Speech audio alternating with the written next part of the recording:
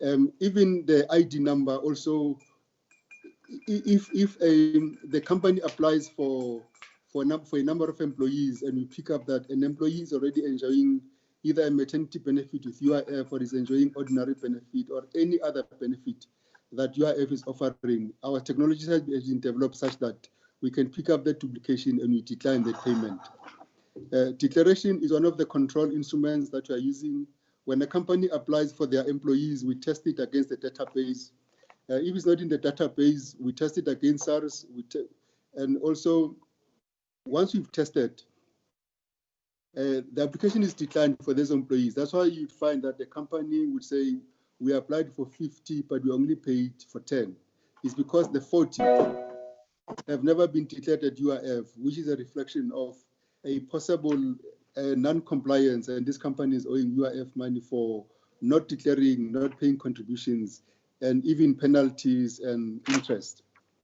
The other control is the verification that we verify against our database on the verification side, and then we do bank verification as well to test if the banking account given to us, is it active, is it dormant, and does it belong to this individual?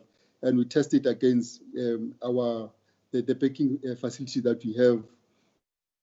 And we've recently introduced an additional control that if a company changes banking detail, we want the details to be sent to UIF first for UIF to determine if it's a legit change of banking detail.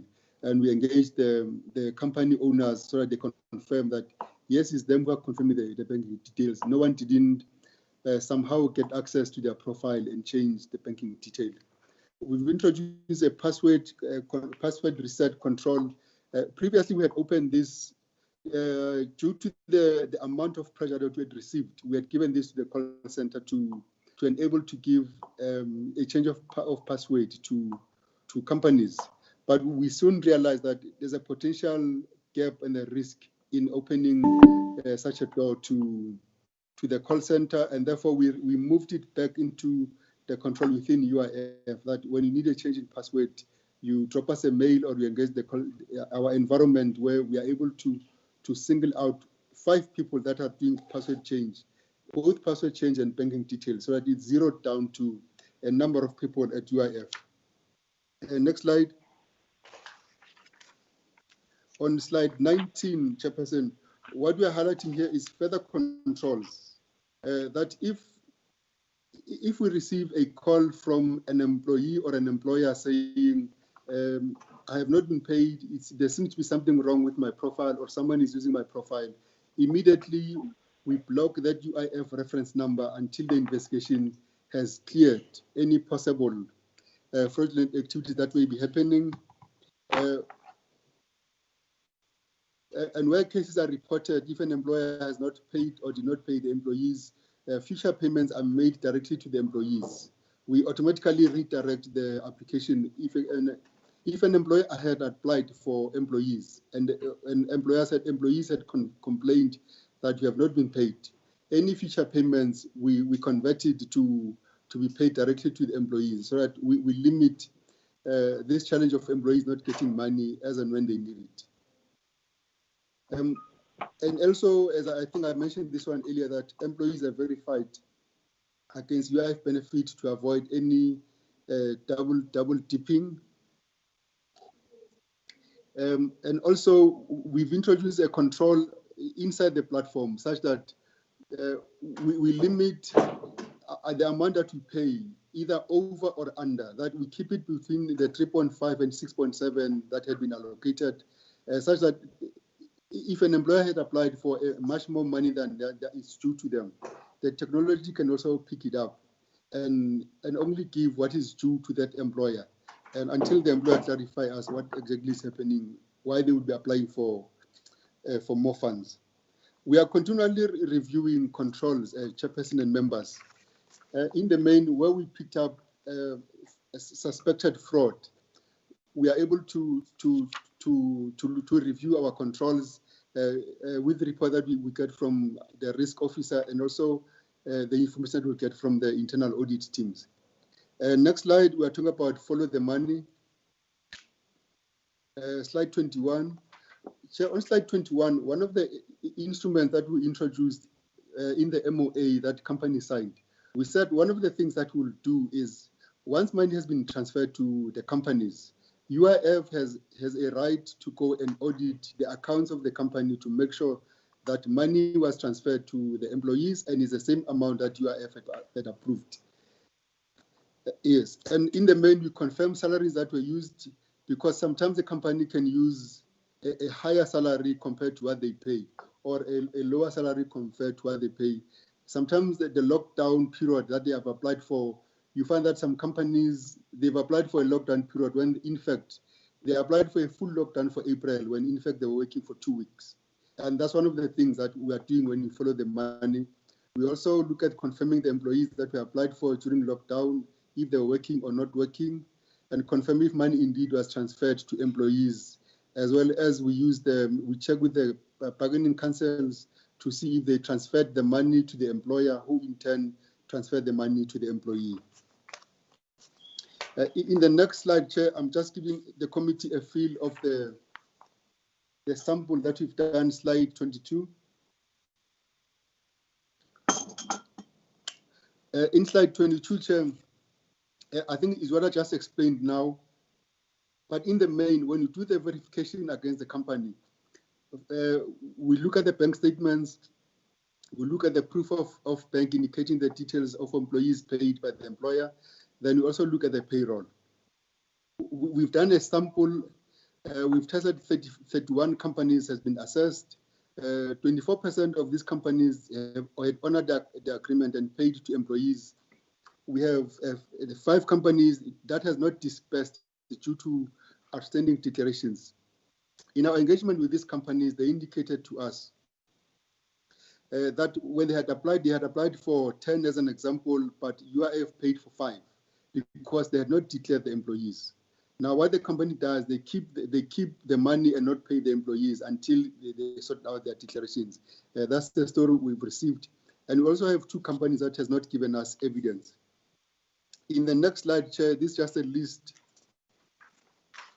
Slide 23.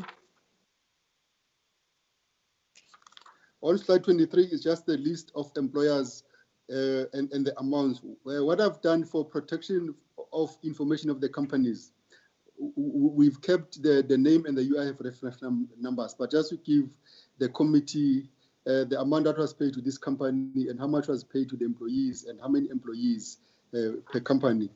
If you go to slide 25, I think slide 24 and the previous one is the same. If you can just go to slide 25.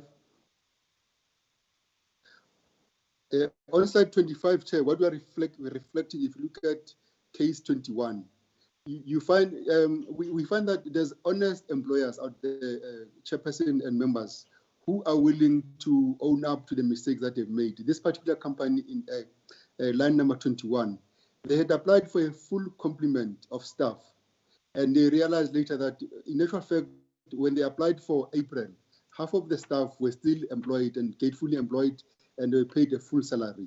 And they came back and refunded us the money because they had made that mistake.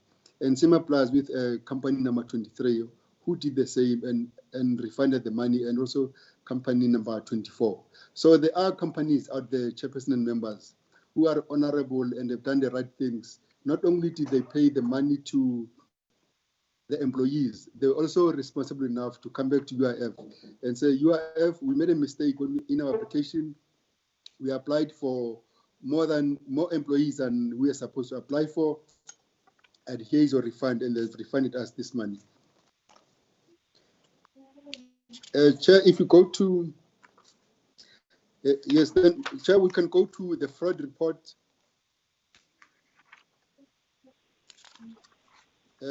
Just on the fraud report, Chair, slide number 30. On slide number 30, what we're reflecting here, Chair, is at this stage, 75 cases have been reported to us as at the 19th of June when we submitted this report. 16 cases were finalized, and we've already opened 2 criminal cases. 59 cases are still under investigation at different stages. If you go to the next slide, I'm going to emphasize point number 4 in the next slide. What is key here, Chair, the trends that we've picked up from some of the cases that were reported to us is, one, you find that an employer is using an incorrect reference number, which could signal a possible company stealing another reference number to apply on their behalf. That's one of the cases that we've picked up.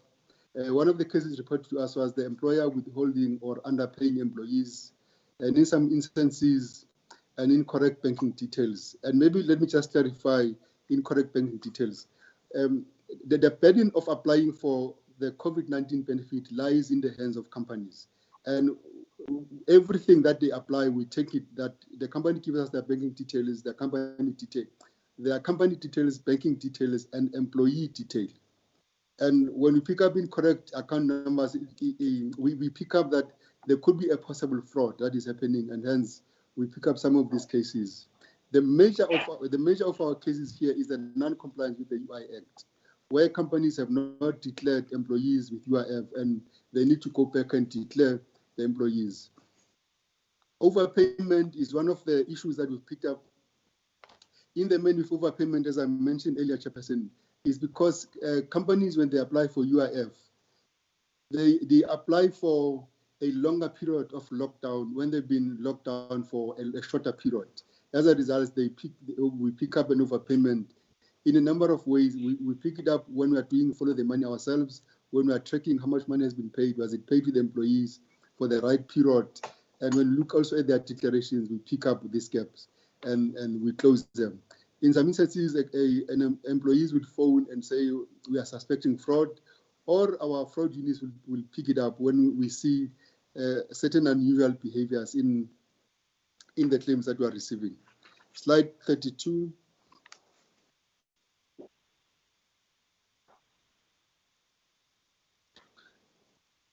Slide 32. On slide 32, Chair, I'm lifting up the 3 top cases that we've picked up at this stage with high amounts. The first one is a 700,000 rands paid into an incorrect account, or the account that was given to UIF that we processed against, that we've picked up. The second one is a 4.7 million paid into an incorrect account, where we find an employee, a company applied on a bargaining council applied on behalf of the company. But when they went back to fix, they didn't fix the account details that had provided, which was the ex-employee of the company. But we're able to recover, in this instance, 4.6 million rand from the 4.7, and we are pursuing this person for the 100,000. But until we are still allowing the investigation to conclude, but at least we're able to freeze and get back the 4.6 million rands. The second one is a suspected 5.7 million rands paid into an incorrect account. We've opened a criminal case against this individual, and the Hawks has pounced also on this individual as we speak. This was in the media over the weekend, the emphasis that we're able to get hold of this person. Yes. And immediately, Chair, when some of the cases were reported to us, one of the controls that we do, if we pick up that it could be a control deficiency, we stop payments. We stopped payments for 3 days to investigate what actually was going wrong and where there could be a potential control gap. And we closed the gaps on, the key gap that we closed was on the password change. That will limit the password change, we limit the bank account changes, because there was a danger in some of these cases where a bank account was changed by someone who managed to get hold of the access of the company profile. And that's one of the areas that we've now tightened the controls in terms of changing banking account. We've also improved controls on the change of password and how a person access our system. And then in terms of the next slide, which is slide 35, we go to slide 36, members. On slide 36, what we are highlighting here, Chairperson, is the support that we've received from our internal audit to help us in making sure that as we are going through this journey, they help us to close gaps. The first thing that they did was they helped us with the position paper in terms of for account for all costs and the payment made during COVID-19.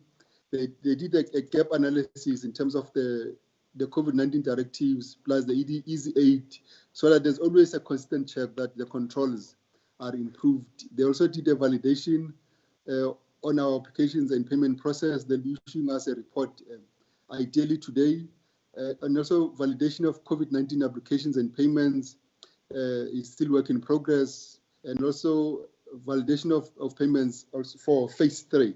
So some of the areas they're still in progress, Chairperson, but what we're highlighting here is that internal audit is actively involved, both in terms of consulting work and also in terms of providing assurance to enable management to continuously improve the work that we're doing, so that we close gaps as and when we pick them up. In the next slide, Chair, slide 38, what we are highlighting here is to assure the committee that the Auditor General is also here at UIF to audit the work. Their focus is twofold.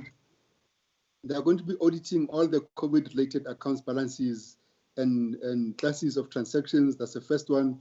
They'll also look at compliance with legislative applicable to COVID-19 related to transactions. And the good thing with this process is we are engaging with Auditor General is as they pick up findings, they advise management on what they found, and we also address control gaps as and when they bring us audit. But they've recently started, so they have not yet issued audit findings, and we are going to be supporting them so that we are able to improve and close gaps where there might be any. On slide 40, Chair.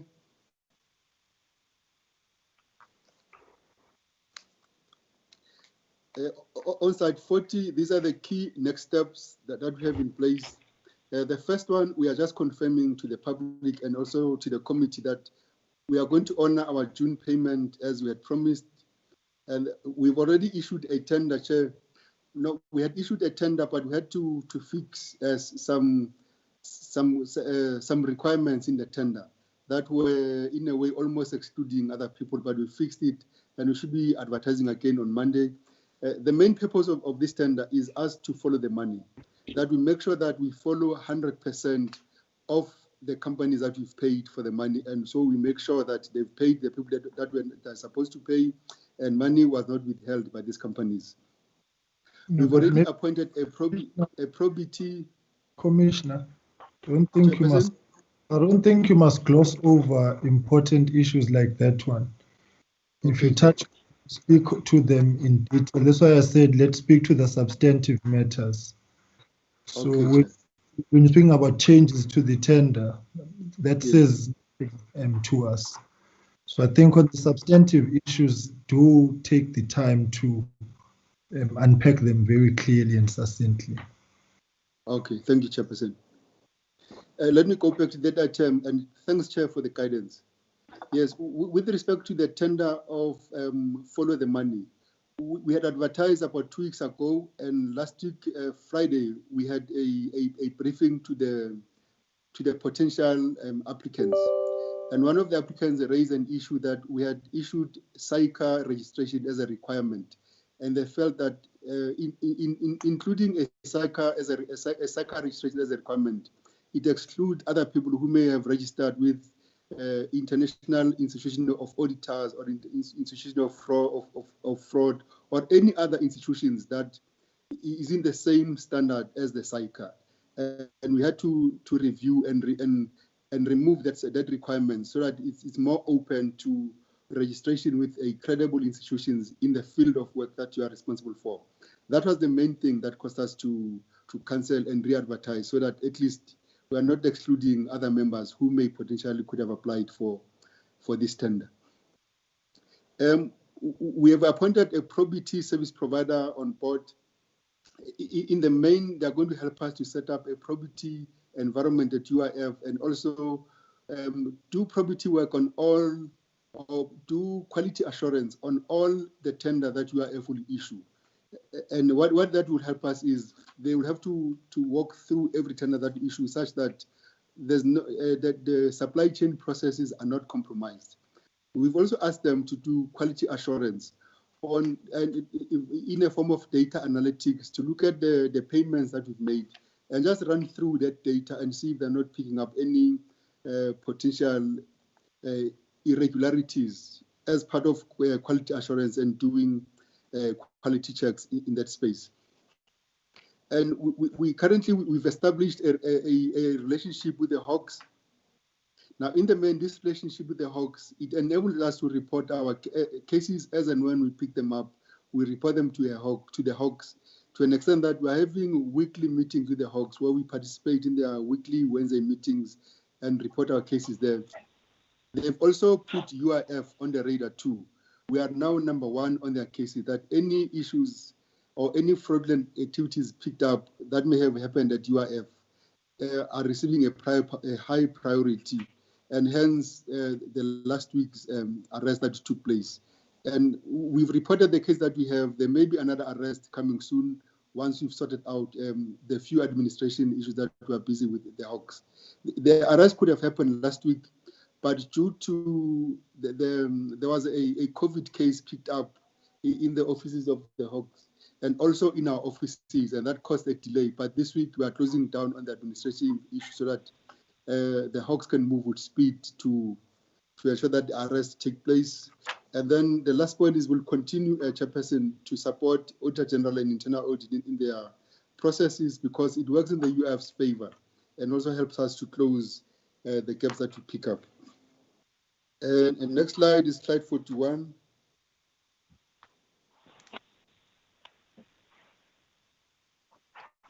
This is a probity review. I think I've touched on this, Chair, that we have partnered with a probe.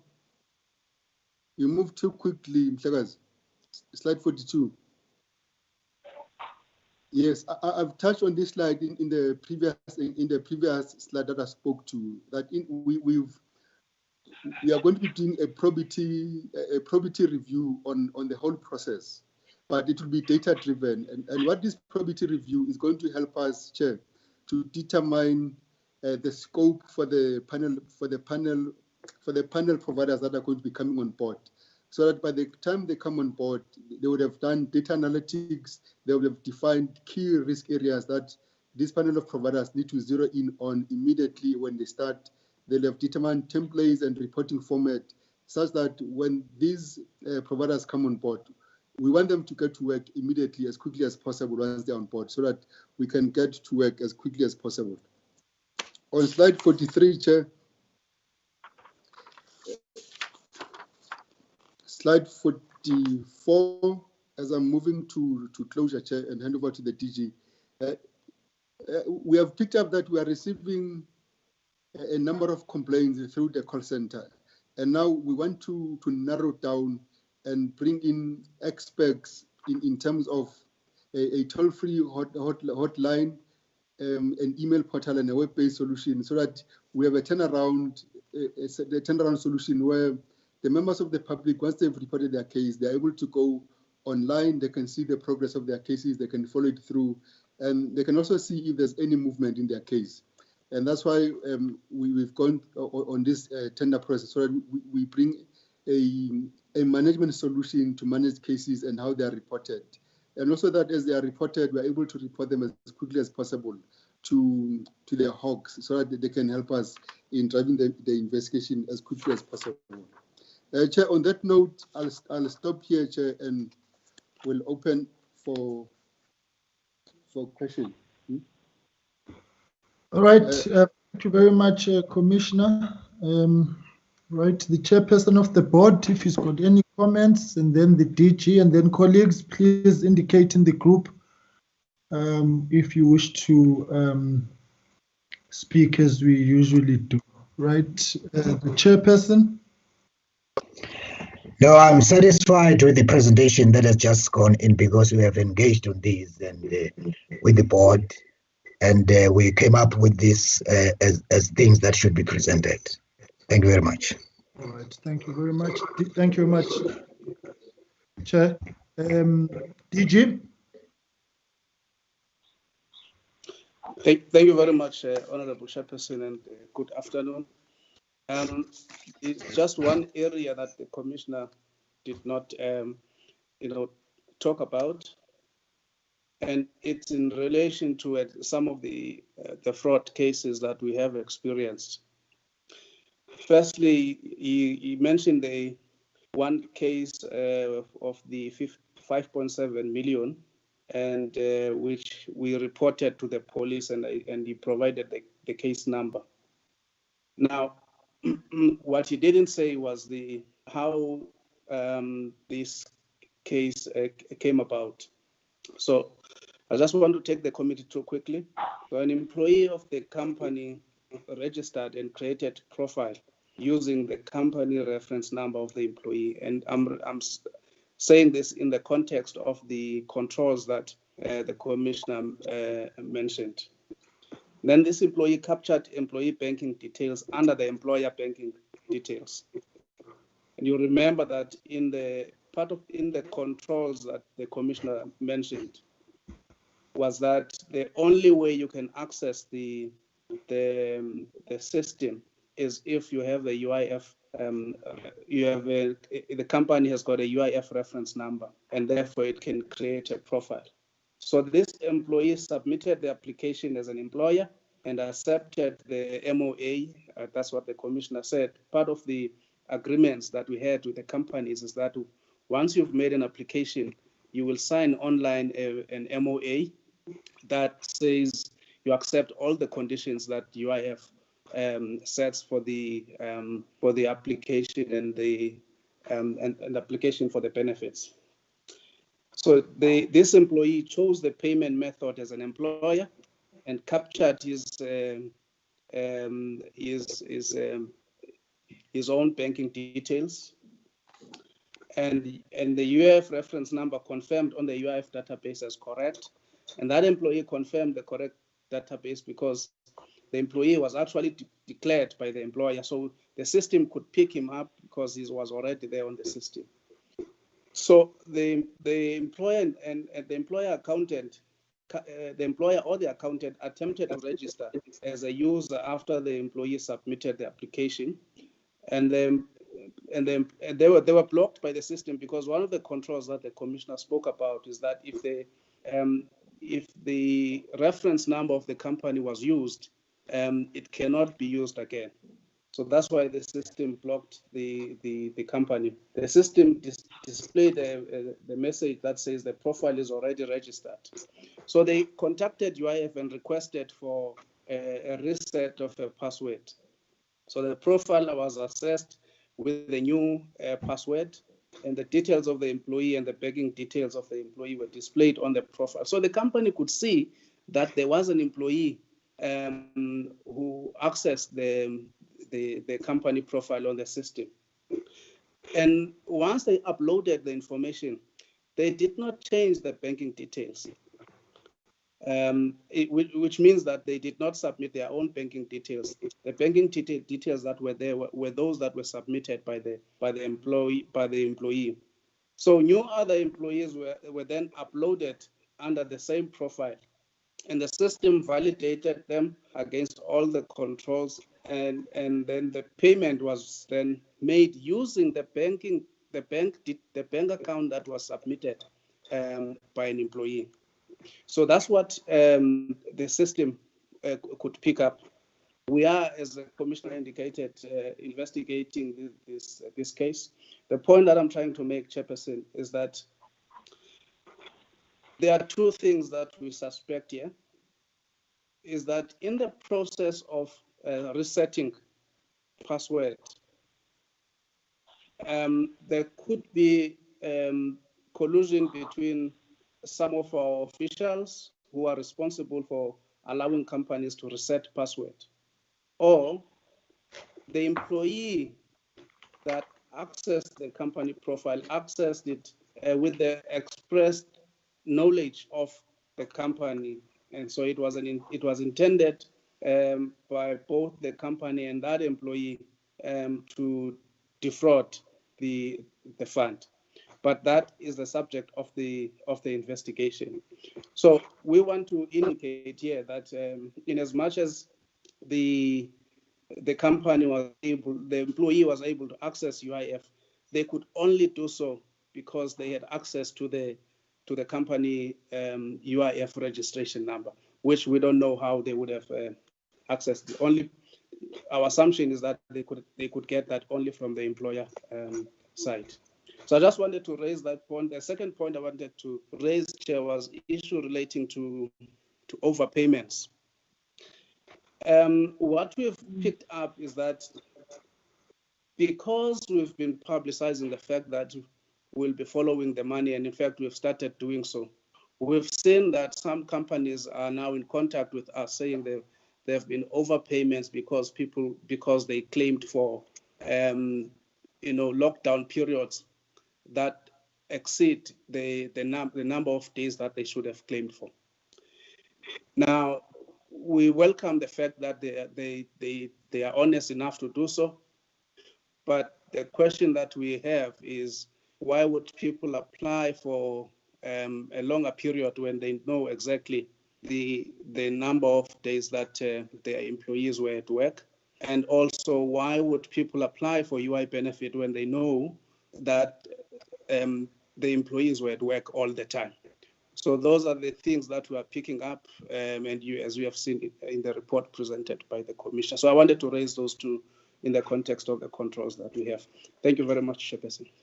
All right, thank you very much, DG. May I request that the presentation can now be taken down? Ben, thank you very much. Right, I've got 4 colleagues now, Honorable Liz, Honorable Mente, Honorable Van Minen, and Honorable Somyo, in that order, please. Thank you, Mr. Chairman, and thank you to the presenters. Yeah, it's been, I'm sure, a mammoth task to deal with the TERS program, and so one understands that. The question remains, though, is that the April and May payments were very, very delayed. And what is going to happen with the June payments? Has the TERS program completed the May payments that were applied for, obviously, and what will the June payments be handled more swiftly than the April and May ones? The next issue is a process issue. We're getting a lot of complaints that when people log in using their reference number, they get into other employers' profiles, and they can then do what they want to, change stuff on that profile. Is this something that's been reported and being dealt with as an issue? The second process issue is the letter of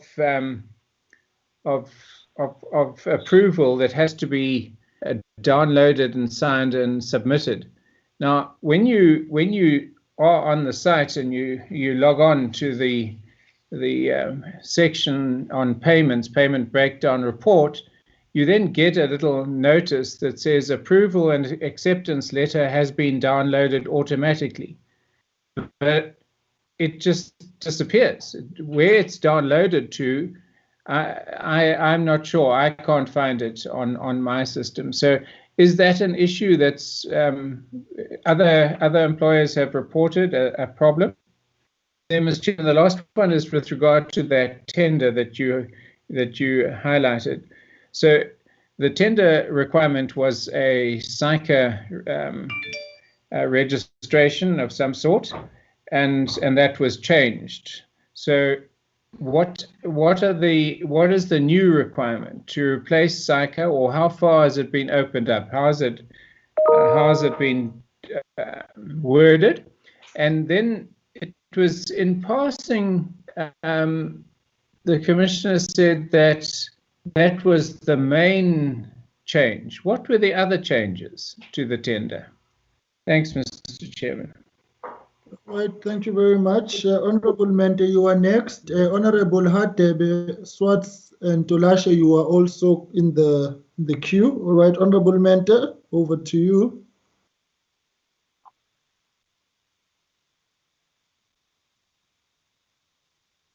Honorable Mente? All right, no, that's fine. Let's go to Honorable Van Minen, and then Honorable, just check if she's still on. Honorable Van Minen, you can proceed. I'm here, thank you. Yeah. Oh, all right, just one second, Benedicta. Honorable Mente, you may proceed, and then Honorable Van Minen. All right. Thank you very much, Chairperson. Apologies, I'm not on camera.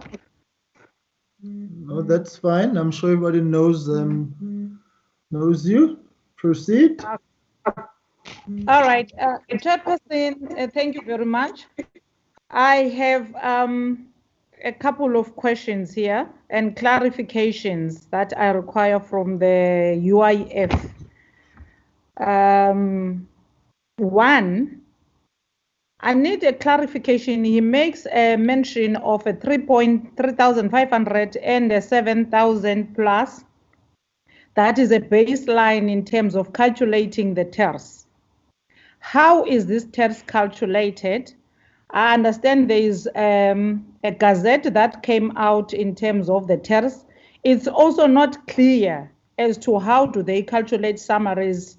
It mentions something like 17,000 and a certain quantum or under 17,000, but yet it does not quantify all the notches in terms of salaries. If you are between 0 to 5,000, this is how much you qualify. If you are between 5,000 and 10,000, how much you qualify for. Can we be assisted in that regard in terms of how is TERS calculated? Now, I want to also know, I see here I think it's page 40, part of the presentation where they are trying to show us a recourse in terms of following the money. But what is happening currently in terms of all those employers who are not paying whatever was paid to them by UIF in full? And what's the recourse for those employees who are aware of how much was paid by UIF to the employer? However, the employer did not pay them whatever was due to them. If the employer is then allowed to pay a certain amount out of what the UIF has transferred to the employer, how much percentage is that the employer can take, or is that even legal? And then I want to check as well on the choice of employees that can go and apply for the TERS funding themselves. Currently, in the beginning of the COVID term, there were issues in terms of the normal UIF queues and the processes thereof of the UIF online system and everything. And now with the additional number of people, which is quite more than the normal UIFs that were being processed by the department, what are the systems in place that are there in order for all the employees who want to come and apply for themselves? Due to the fact that employers, I think majority of employers are not paying what's due to the workers, or they are not paying exactly the amount you have transferred as the UIF to the employer. So what are the systems in place to assist those workers who want to get out of those workers who are paid directly by the company and come and apply for themselves?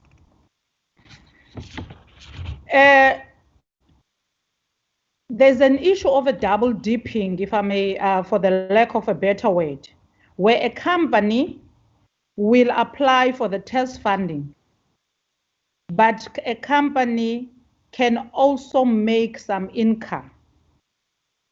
I have a case that I have forwarded to the minister's office, I do not know if you have, where a subsidiary of a company, of a big company, was given money to pay workers by the main company. However, the subsidiary still applied for TERS, received it, but it had already paid workers from the main company. So how do you detect such double dipping and it's criminal? How do you then stop it in the cases where people have made income? There is no loss of income at all. They are affording to pay workers, yet they are also defrauding the system and applying for the TERS, which they do not disclose to the workers, and they do not pay workers whatever they have received from the UIF. On the last one is the case of the 5.7 million. I appreciate what the DG has done in explaining how did it happen, like the one of 4.7 million where the bargaining council was the main application body. But then on the case of 5.7 million, I understand what the DG is saying. However, I have a reservation in a sense that your controls could not detect an employee that applies on behalf of a company, yet there could be systems that detect that a person does not own a company. How does, when it comes to applying for TERS, a person can just create a fake account on behalf of a company, and the system cannot detect them? Because that then opens up an opportunity for more fraudulent activities that could happen, where people can create fake profiles under certain companies and still go out undetected.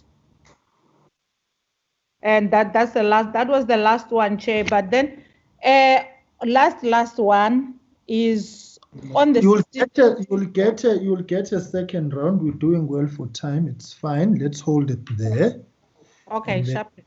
And then you'll come back. All right, Honorable Van Minen, over to you. Thank you very much. The Honourable Mentor asked very much what I wanted to ask about the 5.7 million. So essentially, I have two questions now. One, the audit with the Auditor General, when is that due date? And how essentially do they go about ensuring that payments made to companies do in fact get paid out to the employees? My second issue, and this has been an issue with conveyances in the deeds office, going very fast through the slides, how does the UIF ensure that in between registering and payments, one doesn't have a situation where bank details are changed fraudulently so that the money is then paid into a different account to what it should have been paid into? And I'm asking that specifically because they've been having those issues and the Law Society has been very much looking into that. So how does the UIF deal with that? Thank you. All right, thank you very much. The AG is present, right? AG's office, you are present? Yes, Chair, we are present. Thank you. Okay, I'll give you an opportunity when we come for responses, all right? That's fine if there's any comment you'd want to make. The Honorable Hadebe. Thank you, Honorable Chair. You will excuse my picture. I'm struggling with my network, so I prefer switching it off. No, that's fine. Proceed. Thank you, Chair. There are 3 cases of payment made to incorrect banking details. The one for 700,000 and 4.7 million, of which 4.6 was recovered, meaning the 100,000 is still missing, and there's 5.7 million. But out of all these 3, only one criminal case has been opened. Even though, Chair, it's different amounts, but the alleged crime or act of misconduct, it's the same. I'd like to get an understanding why the other 2 cases, nothing is made mention in terms of opening the criminal cases with the Hawks. The second aspect, Chair, of this 5.7, initially when this employee made an application using the employer's detail, I take the explanation by the DG, but it fell short of all other details. Did this employee apply on behalf of the company, or was he only applying for himself but using the details of the company? Because he made mention that when it was updated, only then the list of other employees were updated. And how come did the company did not pick up that discrepancy, even though the employer did not change the banking details? But when others were uploaded on the system under the same reference, I think the UIF should have been able to pick up that now it's no longer about this one individual employer. As such, banking details ought to have been changed. So the clarity that I seek, Honorable Chair, it's that the employee, was he applying for himself or was he applying for the entire company? And why did the UIF did not pick up that discrepancy when other employees were added? Thank you, Honorable Chair.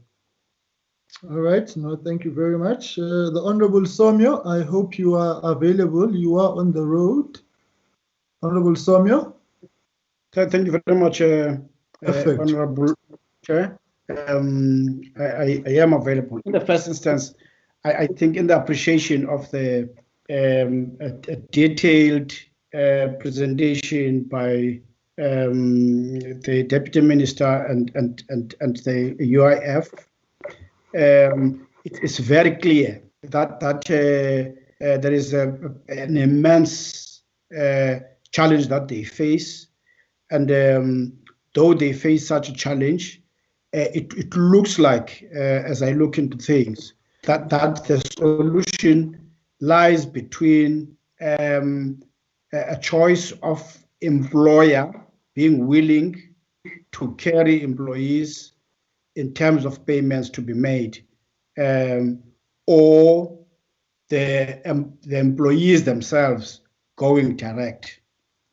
If therefore, those are the two angles of having to make this kind of payment, how far is the process in as far as utilizing the stream of employees which ought to be attended to? I'm asking that question relating to a huge cry by a number of employees, either in accessing the centers or having to get hold of the necessary forms logging into the system for them to be attended to. The second area, which as well lie on the very same question, relates to this fraud, or what I would say a bit of a fraud or corruption. That currently there are these cases that have been identified. Both the Commissioner and the DG are talking about a process of investigations. Well, of course, investigations are taking place, but as the holder, as the custodian of the system, you would know, even while you are doing such investigations, where the first pattern was touched and where the feeder of that information has been. Why is it so slow in terms of venturing into consequence management, which could assist in terms of holding back the thirst for defrauding the system and derailing the actual payment of employees for what belongs to them? And the last thing I want to say, I really appreciate the areas of interventions that you have made, But for me, it would be even more appreciable if you would say to us, in terms of case so and so, so far, this is what we have done. So many individuals, this has happened, including the case you are referring to, of a recovered amount of about 4.7 million, which was paid by mistake, and 100,000 rand being taken off. That you know these individuals, and since you know them, what sort of restraint that you have applied to ensure that you make example about these kind of areas. Thank you very much, Chair. All right, Honorable Somya, thank you very much. Honorable Swartz. Denise, there you go. All right, over to you. Yeah, Chair, I've been mostly covered by most of the honorable members. But what I wanted to also ask is that those employers that did not dispose of the funds that they were supposed to pay their employees, which is around 16% of those employers, what is the department going to do to fast track that process? Because it then leaves the employees in a limbo in that they have not got paid, but somebody has claimed money, and money which is rightfully belongs to them because the employer was deducting the money from them. And also, in following the money, how long is that process going to take, given the fact that in the same breath again, you have employees that are waiting to be paid? And on the money that has been refunded from the employers who were overpaid, the department is citing that it has got a very good system in place that they've presented here, in that how do these overpayments happen, even if they're little?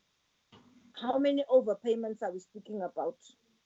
At the end of the day, how much do those overpayments amount to? And the checking system, how did all this happen here? The department is saying that it had a system, it has strengthened the system, it is going to tighten everything up, but I still don't have comfort, Chair, that there is really a system in place that can really avoid all these overpayments. And also, Chair, the huge amounts that they've paid into, I will call it an incorrect bank account, but it might not be a bank account that is incorrect, because it means that the fraud that is being done by officials with businesses and employers cannot be called wrong, incorrect bank accounts, Chair, because these officials know very well what they're doing when they're implementing this paying into incorrect bank accounts, and then they get suspended with pay, and then the case will run for another 3 years while they will be getting paid in the process, because that what normally happens, Chair, is that they will get suspended, they will then get paid sitting at home, and will end up again with these very huge millions being paid to them while you are investigating a case of money paid into an incorrect bank account. When we speak English, it's an incorrect bank account, but they know what they are doing, these officials, when they negotiate with these employers, that the money will be paid where and not where. And the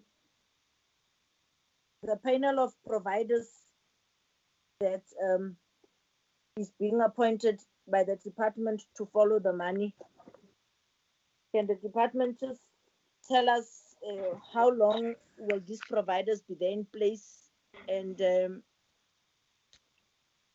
what is the real plan in place to actually have a speedily process? Can they give us the turnaround time of these service providers who will be appointed to recover the money, Chair? Thank you. All right, thank you very much. Honorable Tolasha.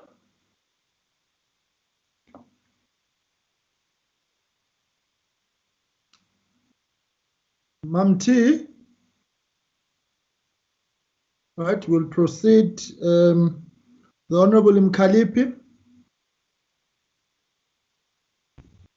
Thank you very much, Chairperson.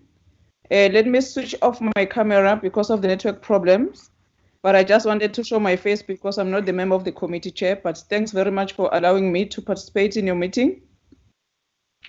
Chairperson, I'm partly by the members' questions because we must agree that we have a similar situation whereby most of the employees are having a problem with their employers during this COVID-19. So I just want to check with the department in terms of their systems, if they have improved, because generally there is a crisis when it comes to the claims of UIF.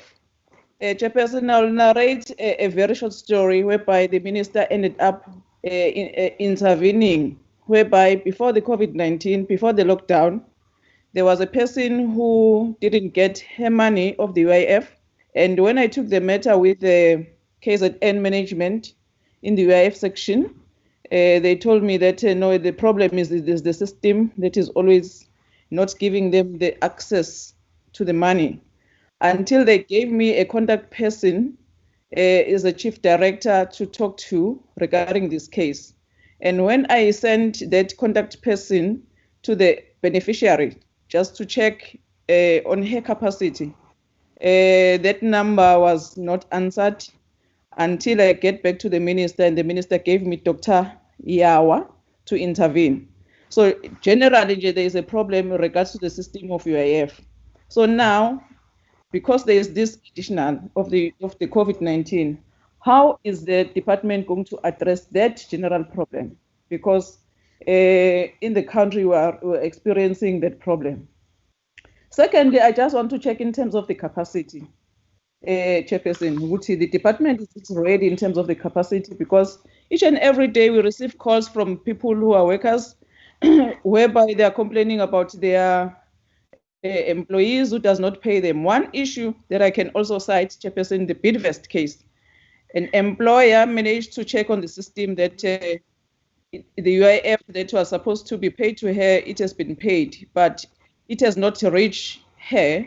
And she is very scared for me to call the employer, because, you know, they can be threatened, they can be fired. So I'm asking the department if they do protect workers in that regard, because we don't want a situation whereby people are losing their job. For instance, there is a case of of workers in Johannesburg, the CSC metal recycling. They asked the employer about their COVID intervention, UIF. They were told that, no, just hold on, we are going to process it. And then in 2 days ago, they were called, all of them, to say that, no, as the firm, we have decided to take the money back to the UIF. And we don't want anyone who's going to go to the UIF and ask about this money. If anyone found to have gone to ask about their money is going to be fired. So I'm asking in general, Chairperson, is the department have some protection of these workers, whereby they are going to end up not asking about their money, which is entitled to them, and because they don't want to lose their job. Thank you, Chairperson. All right, thank you very much. Honorable Liz, you had one question, and then Honorable Mente, you can have your last bite. Thank you, Mr. Chairman. A quick one with regard to the question of employers whose contributions of the UIF monthly payments is not up to date. As I understood it, the Commissioner indicated that that was one of the checks they did. If that is the case, on what basis then were benefits paid out to South African Express Airways and their employees. All right, Honorable Mente, your final bite, that question you had. All right, Honorable Lasha, are you there? Honorable Mente? Yes, Chair. You had one more question? Yes, Chairperson, thank you very much. No, Chair, my last question was on the basis of all the employees that when they don't receive their money and currently do have resources to get to the office. However, they are not getting joy at the office in terms of being assisted to the right channels.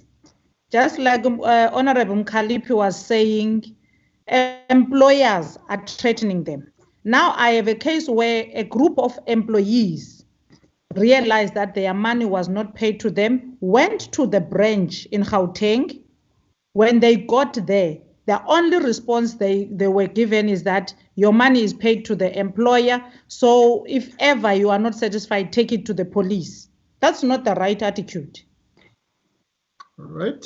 And that was not what is the recourse for such people, because they are aware, they have checked for themselves, but the attitude of the staff or from labor or the UIF desk is such that it's not satisfactory. And I asked them to go back and take the names of such officials. But now I want clarification as to what is the recourse for those people and what can they do.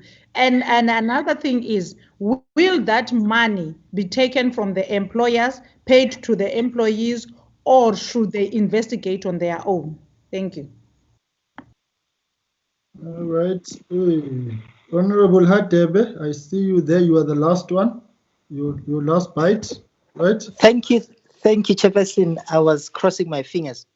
I missed out. Right? Right, Thank you. Hand over the document. The report indicates that there were 75 reported cases, and out of that 75, 16 cases were finalized, but we're not given details, Chair. I'd like to get an understanding for each and every case out of the 16. What were the offense committed, outcome, sanction, and who are the culprits? Because these cases have been completed. Thank you, Honorable Chair. Sweet and short. Thank you for a change. So cool. All right. Let me quickly the colleagues have been very thorough, and I think they've asked the full spectrum of the questions that we had. Just a few things on my side.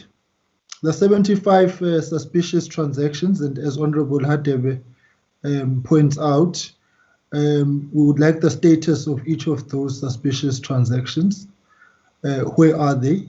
And with the particular focus on the 16 in terms of a detailed breakdown of those. The second one is how many companies have been audited, because the commissioner said that there was going to be audit of companies. So we'd like to know, has that process started? If it has, where is it? Who's being audited? And whether this auditing, is it sampling or is it on the basis of suspicion, and so on. So the full details insofar as the issues around that auditing is concerned. Right, AG, we will give you an opportunity to speak about the scopes and overview of the scope of your auditing that you are doing. And then the final issue on my side is that the biggest frustration confronting workers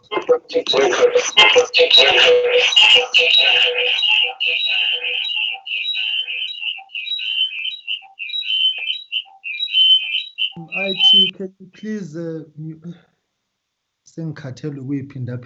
broken record. The biggest frustration confronting workers is the fact that the money reaches employers and then from there it does not reach the employees. Or if it does, it reaches in half measure. I received a report yesterday that in the Western Cape you are dealing with a situation where employees were paid half of the money that you had dispensed to the employees. Now, it begs then the question, whilst it may seem cumbersome, but if SASSA can pay grants to 17 beneficiaries every month individually, what is preventing the UIF from building up its own capabilities and capacities, either to one, pay employees directly themselves, or have a situation whereby the payment of employees, whilst being done through the employers, you are able to find a situation of countersigning that the employee from the word go is able to track the movement of their own money. But we can't keep on speaking about people being shortchanged. Quite clearly, the system in its current form has got the serious loopholes that it still places the employers on top of employees in a manner which at times is not desirable.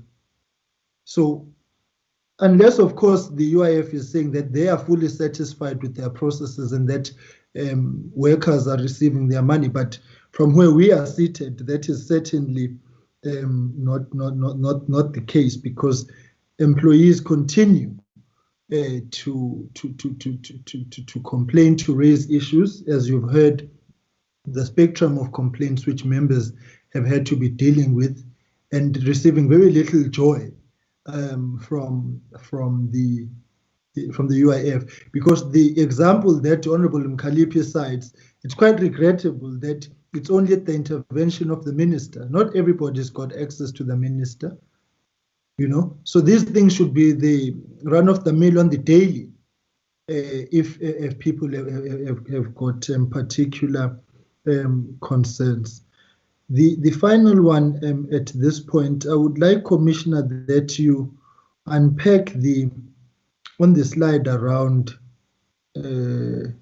foreign nationals, because we've been reading in media, and there have been reports that we have been getting as well, that foreign nationals want the 350 Rand grants that government is paying, and that so here you have a situation now where foreign nationals find themselves categorized receiving some sort of payments. And so we need to understand fully the spectrum of where funds flow to them and when they don't, in the greater scheme of what government is actually doing.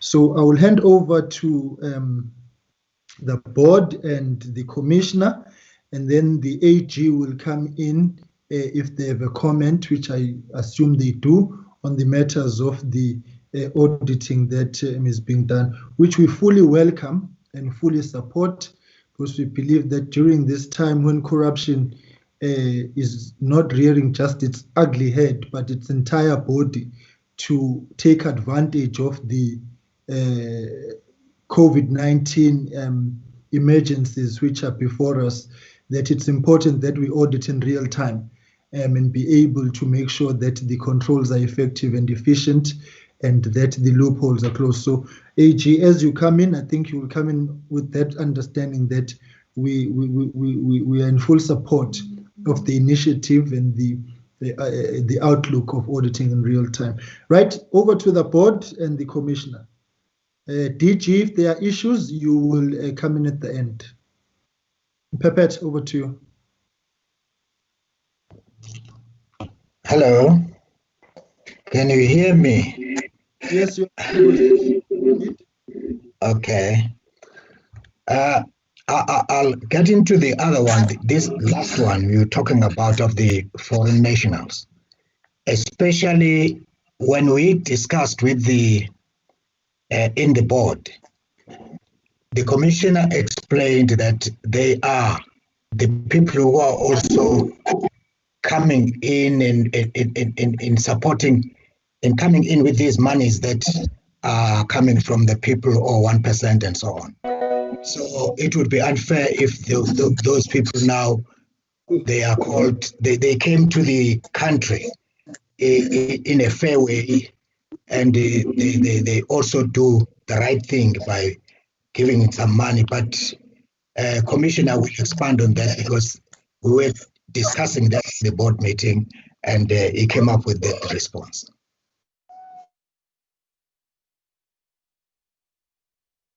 I wanted to catch on that one. Yes, Commissioner. All right, the Commissioner can proceed. Okay, thank you, Chairperson. I'm going to ask the COO to walk us through the questions on the fraud cases, just to unpack, Chair, what transpired there. COO is Judith Kumbi. All right, that's fine, COO. Okay. Good morning, Chairperson and honorable members. Good afternoon. Before you proceed, COO, can the COO and his team turn on their cameras, please? How do I do this?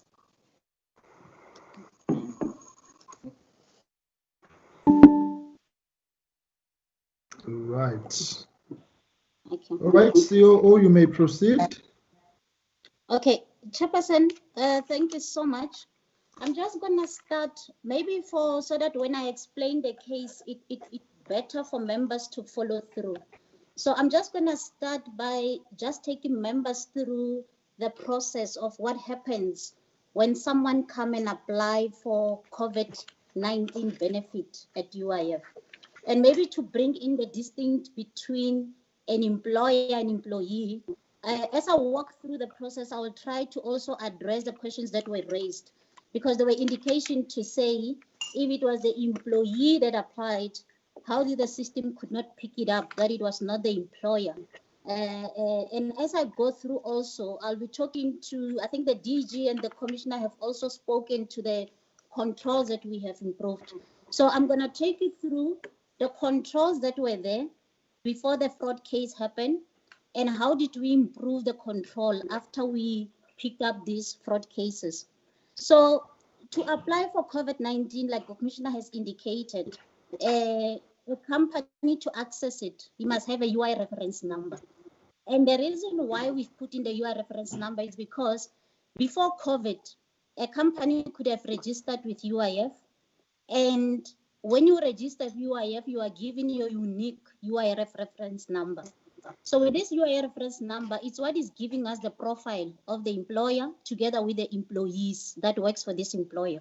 So before COVID, the employer will come to UIF and it will indicate to us to say, these are my people. First, it will indicate these are my address.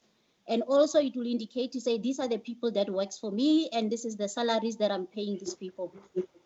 Now, under normal circumstances, because even when the employee go and apply for normal benefit, what is requested from them is their ID. The person who provide the detail in terms of the salaries and all of that is the employer. And in most of the instances, the reference number is not known by employees. It's only known by the company. The employee can only know the reference number if someone who works in the company in an HR department may be responsible to declare with UIF or to pay with SARS, could have shared that information with other employees. So then the system, you will first have to create a profile. So when you create a profile, it's you as an employer. You indicate to us to say, this is my reference number. And then the system will request you to create a password. And then you will reset and create a password. After you've created the password, you're going to use your UIF reference number as your user ID, and you're going to use the password that you created to log on into your profile. And the reason for that is because not everybody is supposed to access the profile, only the person with a password, because when you register as a user, you get a password. So the only person who can access that profile, it could be the someone that you have shared that password with. Now, when you get into the profile, what is required for the employer is you need to give us your name, which is the trading name of the company.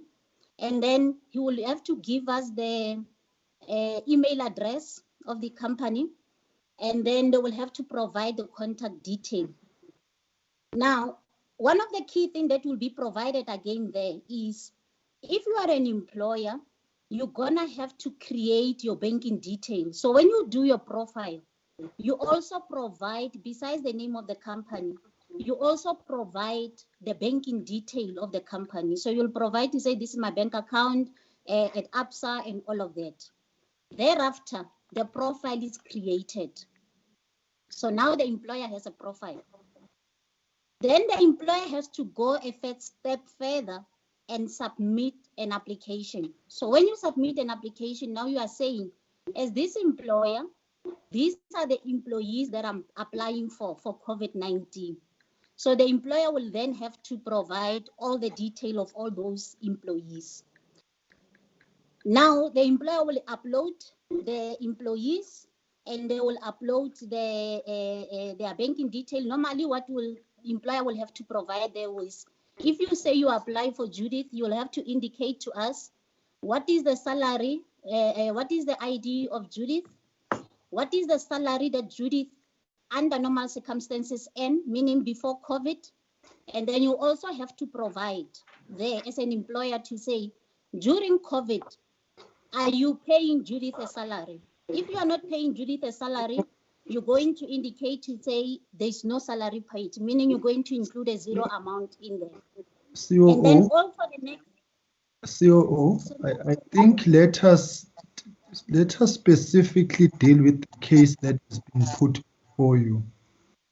Okay. Because the question is, how did an employee, because we've seen the substantive introductions into the processes of application. And that's why I was saying the taste of the pudding is in the eating. And here's a classic case of despite posting. That's where I think the colleagues focused on the transaction before. Can go to that and also to be mindful of time. Okay. All right. Thank you, Chairperson. So what happens with the 5.7? This employee had a UI reference number, had a trading name of the company. He also had the contact detail and the email address. So he created a profile. After creating a profile as a company, now the system sees him not as an employee, the system sees him as an employer. Because under the trading name he has provided to say this is the name of the company and the trading name and all of that. He created even the password. And then this employee went ahead and provide under where the system says what is the banking account of the company, the employee provided his own banking detail. And because this banking detail are captured under a profile of the employer, the system sees it as the banking detail of the employer. And then he went ahead and submitted his ID. So now he created a profile. Now he went into the submission. So now when he went to the submission, he's saying, I'm applying for this employee. So he provided the ID number, his correct ID number under the employee, not under the employer. He provided his ID number, salaries, and everything into the system. But what is sitting in the profile of the company is the banking detail of the employee. Now, this profile was created by this employee. A real company? Sorry? Was this a real company? At the time, when information was captured on the system was recognizing it as a company. But when this matter, we were investigating it, that's when it was picked up that it was not actually the employer. It was just an employee having information of the employer. No. Can I continue, Chairperson? I'm going to ask that we park this. The answer to that question, Chair, is that yes, it was a real employer. It was a real? It was the real employer. This employee, this person used to work for the company. Yes. used to work for this company, so he's a former employee of the company. So he stole login details of a company that he used to work for. Yeah, right. As I was saying, I'm going to ask that we park this one, colleagues, because I think we must use it as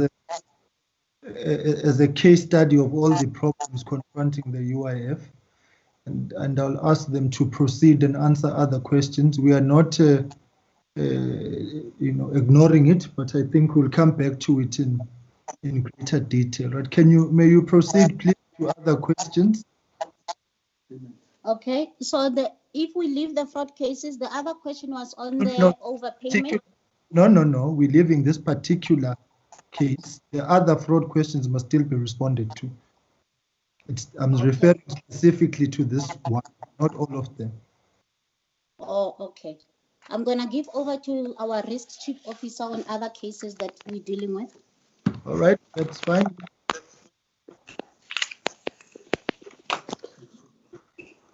Good afternoon, Chair. Good afternoon, honorable members. My name is Tepiso Mapatani. I'm the Chief Risk Officer for the Unemployment Insurance Fund. Chair, I'm going to respond to, I'll start off with the question on the cases, the 75 cases that we have. But the related question was the finalized cases, the 16 cases. We wanted to get a feel in terms of what did we get out of those matters. Chair, I'll just say that the cases, the summary of the cases, they are on slide number 30 of the presentation, and I'll now go into the details of the findings of the cases.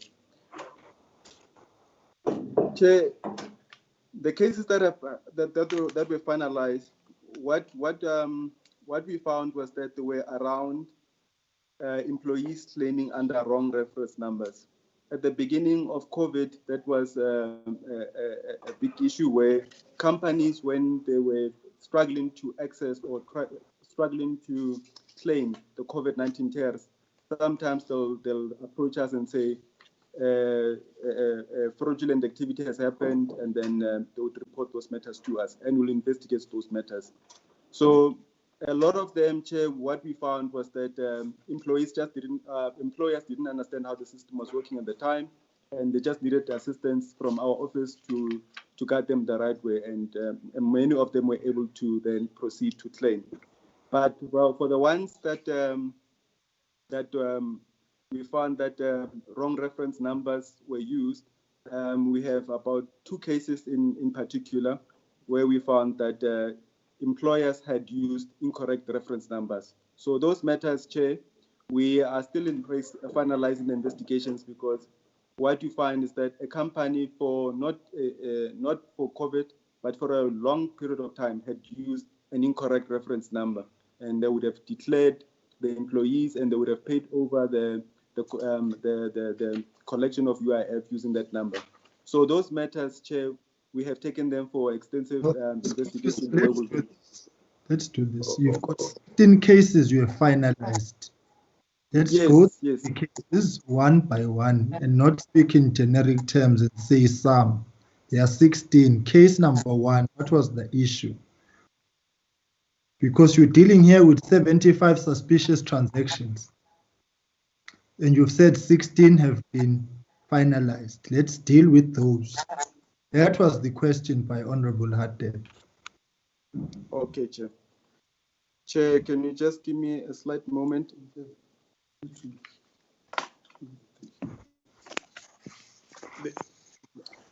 Thank you, Chairperson. I think whilst he download the spreadsheet with the cases, let me take the other cases, and we'll give back to him to walk through case by case.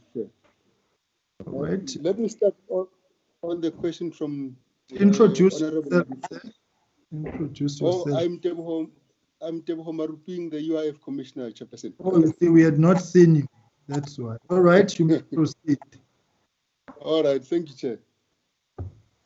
Yes, there was a question around April and May delay, but emphasis was on the June payment. Are they going to be moving faster? Yes, Chairperson, we anticipate that we'll process the June payment faster.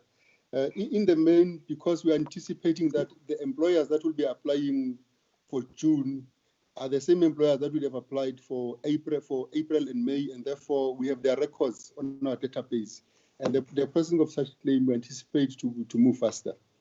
And I think also the other thing that will make the processing to move faster is because the challenge with declaration from most companies has been now dealt with during the month of April and during the month of May. And therefore, any companies that come through should move a bit faster, Chair. There was a question around the letter of approval and where it was. Yes, indeed, Chair, in the beginning, we just issued a certificate on the front end that says your application has been processed successfully. But we've resolved the certificate now that people are able to download the letter. Chair, with respect to the requirements for the panel of providers, the one requirement that we had introduced at that point was the SICA registration. We've removed that requirement, but we've emphasized the qualification of the owners of the company, because our interest now is on the people who are going to be providing the services. And here we're making reference to a chartered accountant and an auditor with at least 5 years of experience, a tertiary qualification, and a relevant qualification that is 5 years, with relevant, more than 5 years relevant experience in terms of quality assurance or verification. So we've shifted from SICA registration, which was a bit problematic for the providers that came to the briefing. There was a question around contributions, that how did you pay companies who didn't pay contributions? Chairperson, one of the directives that we issued, I think it was the last one, we defined a worker, because we soon pick up, Chair, that there were employees that were suffering due to the delinquency of the employer, where the employer failed to declare for them and to contribute for them. Now, the rules that we placed on the table was we need a company that has registered for UIF and that has declared these employees. And what we'll do once we've paid, we'll pursue the employer. All the employers that had only registered for UIF and only declared but not paid, we're going to be pursuing them as part of following the money. Because the whole concept of following the money is to ascertain that as a company, you have applied for 10 employees, but of the 10, you've only been paying declarations for 5. And we're saying we'll pay for the 10, but we're going to pursue you for the 5. You must pay us back the contributions for these 5 employees. You must pay us interest, you must pay us penalties. And that's part of the follow the money chain that you're going to take. Chairperson. Those are the questions from Honorable Lisa. Is it Honorable Liz? Yes, Honorable Liz. All right, yeah, proceed. Proceed. I saw the look on your face. You got me worried. Chair, there was an issue around how do we calculate the benefit. In the directives that we've issued, we said we are going to use a sliding scale between 38% and 60%. That's an income replacement scheme that we're using that has always been in the Act. But we also added one important rider, Chair, that if the benefit calculated as per the formula falls below 3.5, we lift the employee to 3.5, because we were quite alive to the situation in the country and the plight of the workers, that they may not have money to survive, but on top of that, they still need to purchase things that will help them survive the pandemic, whether it's your sanitizers or gloves, and anything that they require during this time to survive the pandemic. And hence, in the spirit of the pandemic, we introduced that minimum of 3.5 and a maximum of 6.7. And the calculation maximum amount is 17,712. So that's the range with that 38% that we're using.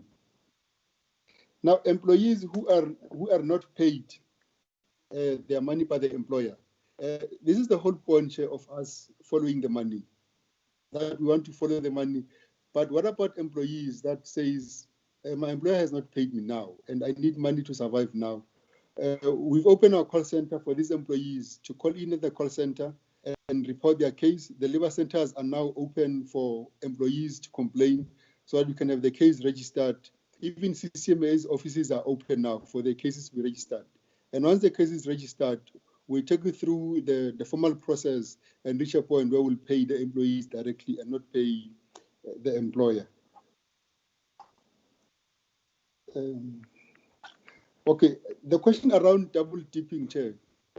We did mention earlier that with respect to double dipping, we've developed our app, our solution such that if you're enjoying a maternity benefit, you're enjoying a ordinary benefit, there's a database recon that happens before any payment happens. In fact, it happens before the calculation happens. That we do a comparison from the application that we've received. We compare them against the database to see how many of these employees have applied. We even go to an extent of comparing against the Home Affairs, where we've even picked up that there are some of the employers that applied for deceased people, that we are able to eliminate this by comparing against Home Affairs and against our benefit online. And in that way, we're able to remove those employees that are already enjoying maternity or ordinary benefit and only focus on those that are not getting anything at all.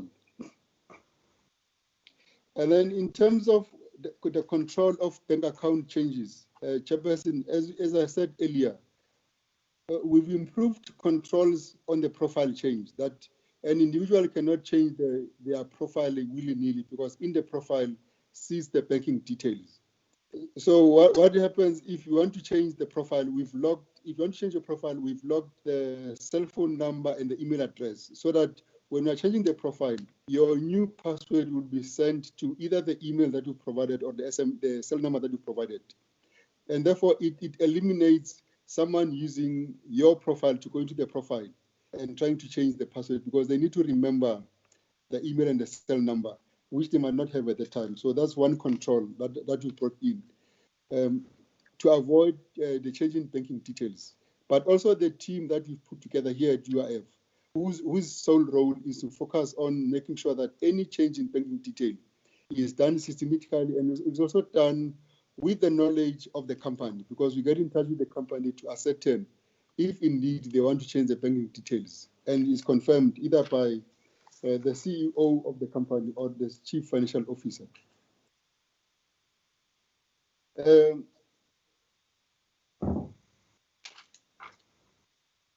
was a question around the panel of service providers, Chair, in terms of how long is the process going to be. We intend to appoint the service providers within the next 30 days, that they must be appointed, and we are giving them 6 months to conclude this process. And the reason why we are putting 6 months is we want to drive the process such that by the time we reach next year, March, and we have to provide a report to the Auditor General, we are able to account exactly on how the money was spent and where the money was and whether the money did reach the employees.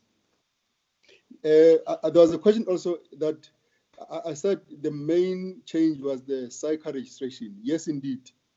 The other main one was when we had a meeting with the Auditor General just a week ago at the Audit Committee. They did mention that we need to find a way to avoid duplicating of efforts. That this company end up doing what the Auditor General will be doing, they end up doing what the internal audit will be doing. So we managed to clean up the scope of the provider such that it limits them to flowing the money and not includes what the Auditor General will be doing. That was part of cleaning up the scope, Chairperson. In terms of consequence management, why is it taking so long for us to implement consequence management? We have not yet concluded the investigation. And once the investigations are concluded, we'll be able then to go straight to the point of issuing the necessary consequence management and disciplining people. But we are waiting for the investigation to be concluded, and the ones that have been handed to the Hawks. Once they're concluded, we'll be able then, Chair, to take the necessary steps to discipline the staffs that are involved in the fraud or colluding with the companies outside.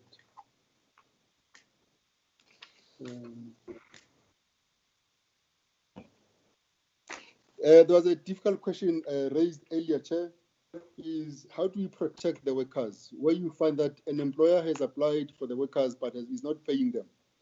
And now workers are left to fend for themselves. Chair, we've always encouraged workers that we have inspectors across the country. In every province, there's inspectors. In fact, in most of the labor centers, to some extent, we have inspectors, where we are requesting employees to go to the labor centers and report their cases.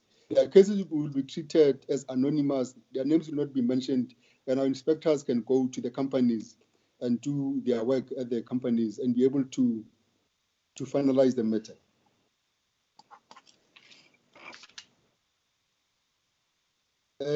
In terms of the focus on the 16, the CRO now has his spreadsheet ready. He'll walk the members through each case, but I'm going to skip this one and I'll hand over to him to walk through the cases. How many companies has been audited so far? Chairperson, I mentioned earlier, we've audited 31 companies in terms of following the money. And 24 of them have done a clean job. A number of them, they've held back the money because they're still sorting out their declarations. And these 6, Chair, we are in contact with them because we've engaged them. We've received evidence and we are talking to them. We are walking them through the process of declaring. And once they've declared, it's an automated process that reconciles with the database, does the calculation and process the payment. So there's a constant engagement with the companies to ensure that money does end up in the hands of the employees. And why can't you pay employees directly? That was a question, Chair, that we raised. As UIF, every day we pay about 14 million, between 14 and 17 million people, between 14 and 17 million rands to about 15,000 up to 30,000 employees every day. And these are paid to individual account. So the solution to pay to individual account is available and has been used over the years. But with the COVID-19 chairperson, due to the lockdown, chairperson and members, the view of the department was it's going to be difficult for UIF to be able to receive about 3.7 million applications coming to our doors. But on top of that, the delivery centers were closed, companies themselves were closed. And there's one key document that we require from employees when they come to apply for any benefit, is a UR19. And they could only get the UR19 from the companies. But these companies were closed during lockdown. And therefore, employees would not be able to go to companies and obtain the necessary documents to be able to apply for themselves. And hence, the view that companies must apply on their behalf. That was the logic, Chair. In fact, the logic was us supporting the lockdown and also making sure that people stay at home. And that's why we're encouraging employers to apply on behalf of their employees. But later, towards the end of April, we opened that door so that employees are able to apply on their own. And hence the numbers that I've reported, that we've already paid over 600 million rands to employees directly.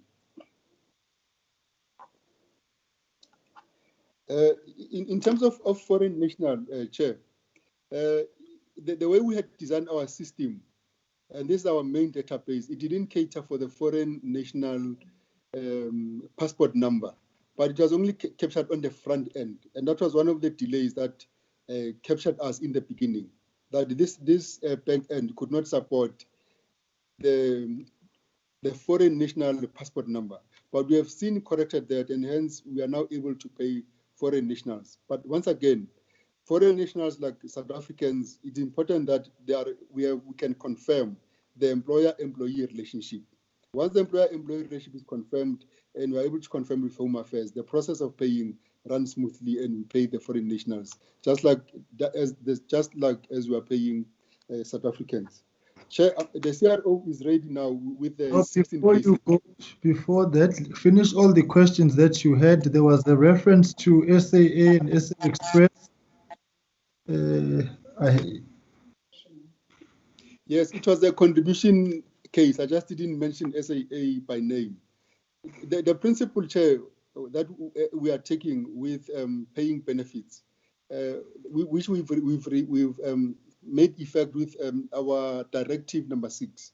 was the redefinition of the worker. And we were saying if a worker would have not qualified for the benefit because of the lack of compliance by the employer, as a department will recognize that worker so long as we can confirm the employer-employee relationship. Now, that's the first step. The second step is once we've paid, we will pursue the employer to pay back the contribution that is due to UIF, including interest and including penalties. And that's why we're able to pay the likes of SAA and any other company that applied for the COVID-19 TERS benefit. Thanks, Chair. I'll hand over to...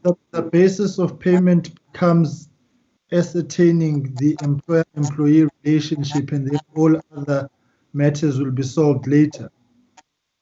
Am I summarizing you correctly? Then why in today's statement by the minister says, unfortunately, 965,751 employees have been unable to receive their benefits because of outstanding information from their employers.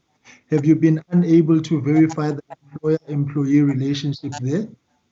Exactly, Chair. The employers didn't come back and declare these employees so that we can ascertain that relationship.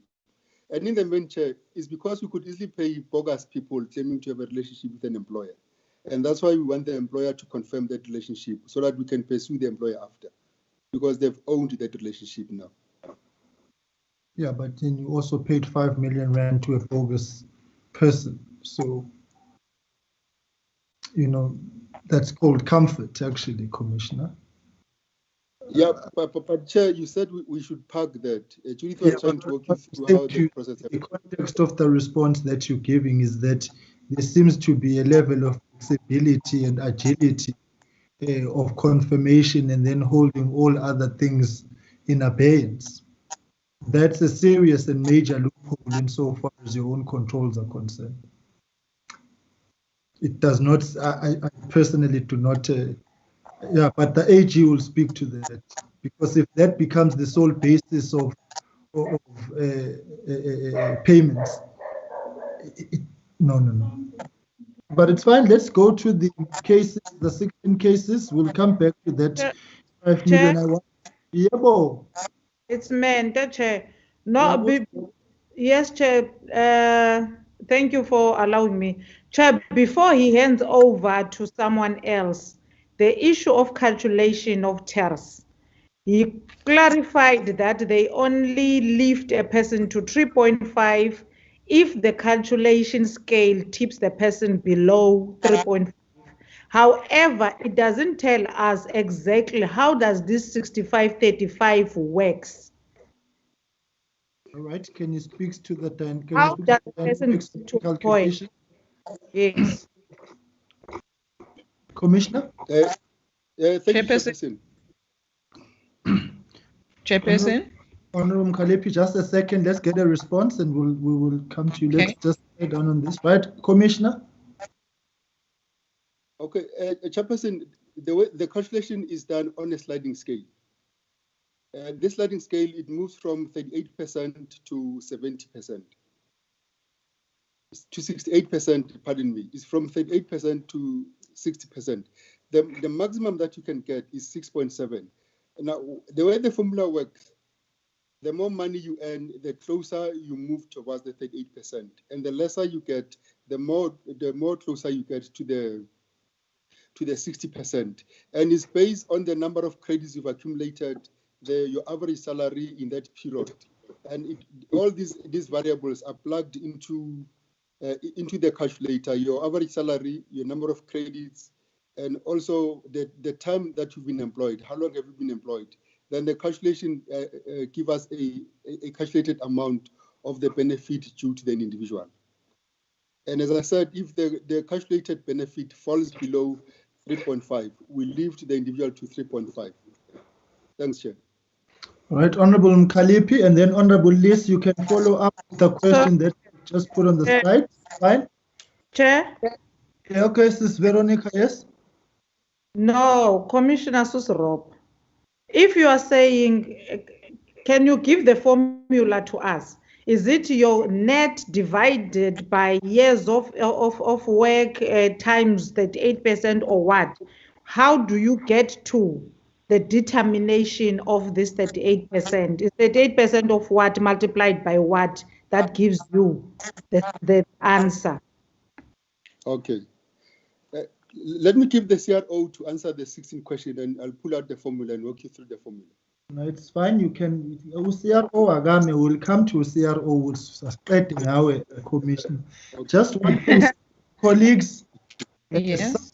Seems to be running a parallel meeting or is in two virtual meetings, and we are picking up in the So if you happen to be in another meeting, please choose. I suggest you choose Scopa, and yeah. Right, Honorable Mkalipi, and then Honorable List, you can come in. Thanks, Chair. The Commissioner have not responded to my question in terms of the system that is ailing. I have made it very clear to the Commissioner that he must come clean and tell us, because we know that before COVID-19, even the UIF have some challenges whereby people were very struggling to get their UIF. So I wanted to know if in terms of the capacity, in terms of the system, I even made an example, a very straight example, whereby I said I ended up getting the intervention of the minister, whereby a mere woman in KZN could not get her UIF before COVID-19. And when I wanted the intervention from KZN, they told me about the system. And when the chief director was saying, well, we're giving a chief director to intervene, but the number of the chief director, no response, nothing. So now we want to respond to that question that was put, as has been repeated. I think it was captured in the first round, just not responded to. And I made reference to the fact that people should not having to receive recourse because they've spoken to the minister. I think that's where Honorable Mkalipi is. She's reiterating the question she posed. Thanks, Chair. Understood. There's a number of factors at play, Chairperson, that causes a delay in paying benefits. And one of the main ones, and majority of the cases that are delayed, is because of non-compliance of employers. Employees walk into our labor centers often, and they discover for the first time that their employer has never declared them. They've never paid for them. And in some instances, you find that an employer is actively running a business and it's not even registered for UIF. That's the main challenge that we find. And when we send our inspectors to some of these companies, they lock the door and not even enable our inspectors to go in. Now, in those instances, Chairperson, it's very difficult to confirm this employer-employee relationship. And that's most of the cases that most of the workers struggle with, that they are not registered, they are not declared, no contribution is paid for them. But that does not run away from the fact that our system have not been as strong as we'd like them to be. There are times when our systems are slow, there are times when our systems are not responding as we'd like them to be. And we are addressing these issues. Just last night, we had a meeting to discuss about the roadmap of changing our technology. We are aware of these challenges, Chairperson, and we are addressing them so that we make sure that our employees can get access to our benefits as quickly as possible. All right, Honorable Liz. Thank you very much, Mr. Chairman. It seems to me somewhat rude to not heed your request. Just hold on a second. Who is in the background? We all demo. You know, for some of us, unfortunately, Chair, can I mute everybody then? Mr. Liz can That's another democracy. Some of us depends on which end we're looking at what places are fair and is when you talk about IT, please.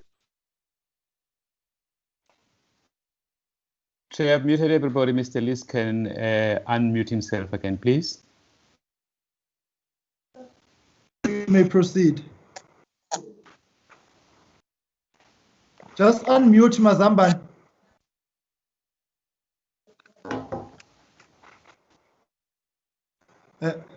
Alf, just unmute yourself. Just Ben, please unmute Honorable Liz.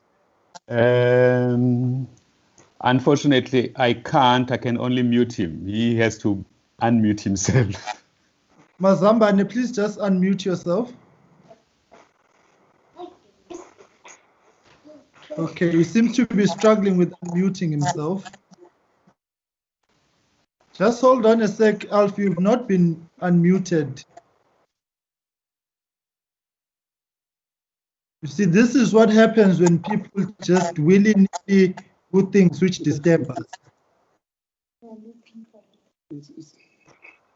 Right, Honorable Liz, please try again unmuting yourself. No, you are still IT.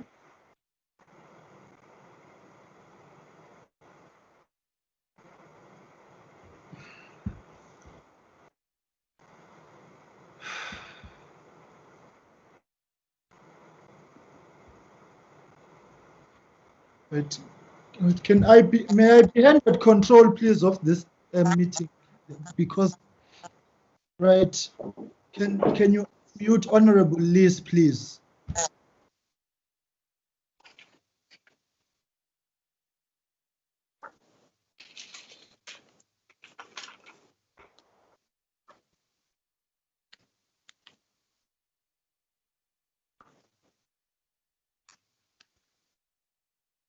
Ben? Chair, this is beyond me now. This is beyond me now. I cannot unmute Mr. Liz. I would imagine it's IT's terrain now. Right, Chair, can't you proceed while they are busy sorting out Honorable Liz? Just that I wanted to ascertain who else has got that problem. All right, we're going to park Honorable Liz's question. He will come back to it as soon as IT fixes this, right? Can we go to the CRO? Thank you, Chair.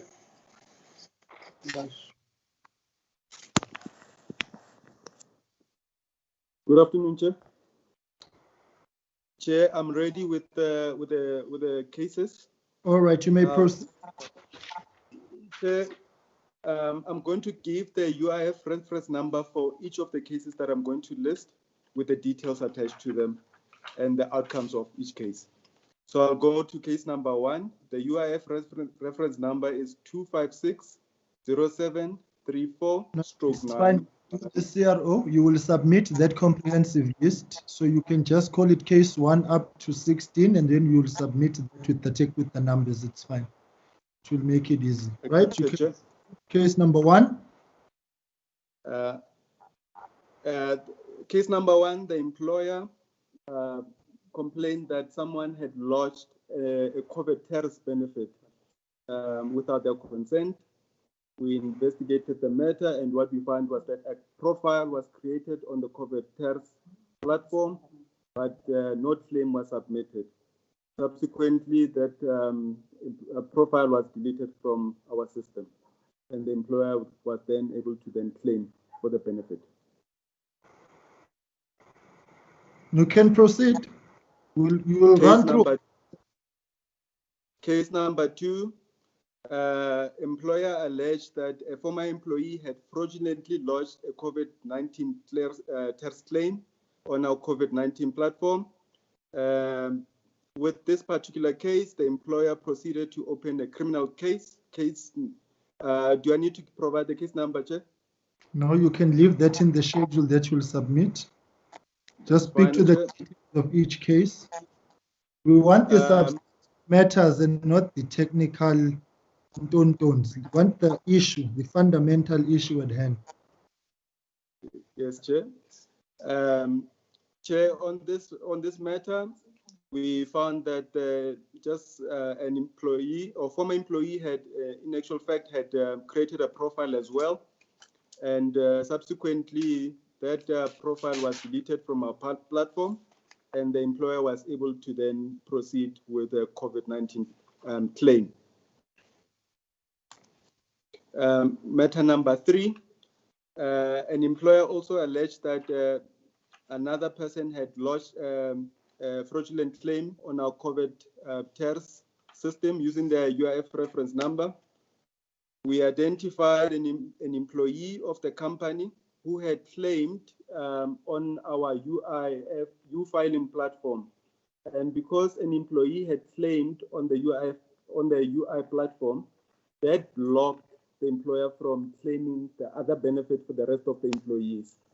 So in this case, we needed to do a system enhancement to ensure that if an employee had lodged a claim for an individual claim, that the employer could still come in and claim for the remainder of the employees. So just to explain this, Chair, because the system has a rule that an reference number can only be used once. So initially, when an employee had gone on U-filing and submitted and lodged a claim, that blocked the employer from also coming in to lodge a claim for the rest of the employees. So it was a system control, so we had to enhance that so that if employees do claim on their own, employers can still come in and then proceed with submitting the claim. Matter number 4, Chair. It's another employer that complained that somebody had lodged a claim, had accessed their UF reference number to lodge a claim. In this matter as well, what we found was that in this one in particular, what we found was that the employer did not understand how the system worked. There was no foul play. The employer was assisted to ensure that they could make the necessary claim on the system. Then I'll move to matter number 5. We received a complaint that this company deducted UIF from workers, but did not contribute to the UIF. When we checked on our systems, we found that the employer had not applied for COVID-19 TERS benefit, and we then referred the matter to our compliance unit for enforcement with UIF, with the Unemployment Insurance Act. Then the next matter, Chair, number 6, we received a complaint that a fraudulent claim was done on our benefit system, and where an employee had claimed on both profiles. We confirmed that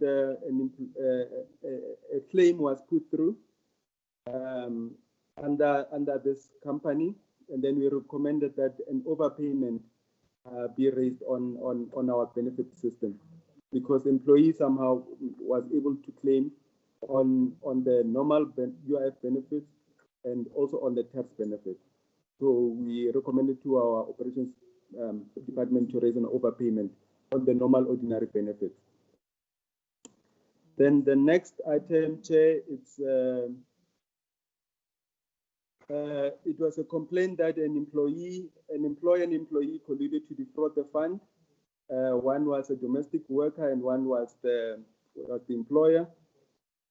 When we went into the system, we found that there was no claim lodged for COVID TERS, so we recommended the matter to our compliance unit for enforcement. The next item, number 8, Chair, we received a complaint that a bookkeeper had added herself as an employee and submitted an application, a COVID-19 TERS application. Yeah, it's fine. Can you hear me, Mr. Chairman? Yes, you are sorted. You can mute. We'll come back to you once we. All right, welcome back. Okay. CRO, you may proceed. Chair, we got a complaint that a bookkeeper had added herself as an employee and submitted a COVID-19 TERS benefit. We investigated the matter and found that a profile was created by the bookkeeper, but no claim was submitted. Then the profile was subsequently deleted, and the employer was then assisted to access the COVID-19 system so that they could make a necessary payment, as necessary claim. The next item, number 9, Chair, We received a complaint that the company had registered with the UIF after the 12th of April 2020.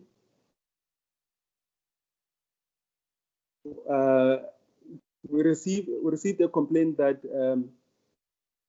registration of a claim was registered with us in April for 2 employees who had already had their contracts expired.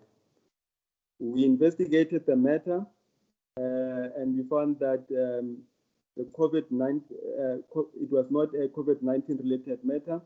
It was a normal UIF benefit related matter, and we referred the matter to compliance section for further work to be done there for enforcement. Matter number 10, we received a complaint that the reference number of this company was an owner and an employee, and had declared salaries of 0. There was no COVID-19 TERS benefit on this application, and we subsequently referred the matter to our compliance section for enforcement. Matter number 11, Chair. Employer did not pay employees after receiving money from UIF. What we found was that the employer in this matter applied for COVID-19 benefits and was paid for the employees that were declared, but for those that were not declared were not paid, and we referred the matter to operations to inform and guide the company in terms of the reasons for why we had not paid the other employees. Matter number 12, employees do not work for that company. The complaint was around a UIF reference number. When the owner of the reference number tried to lodge an application, found that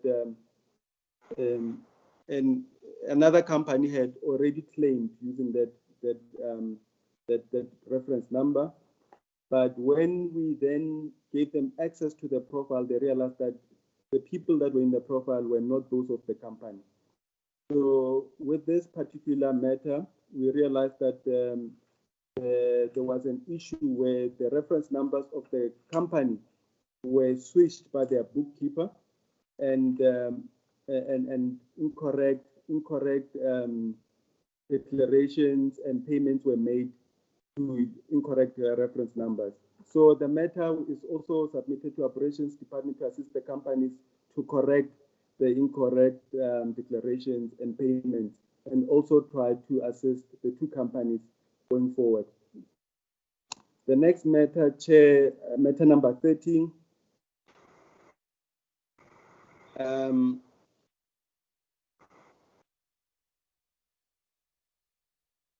We received a complaint that a company had submitted a fraudulent claim for over 60 employees.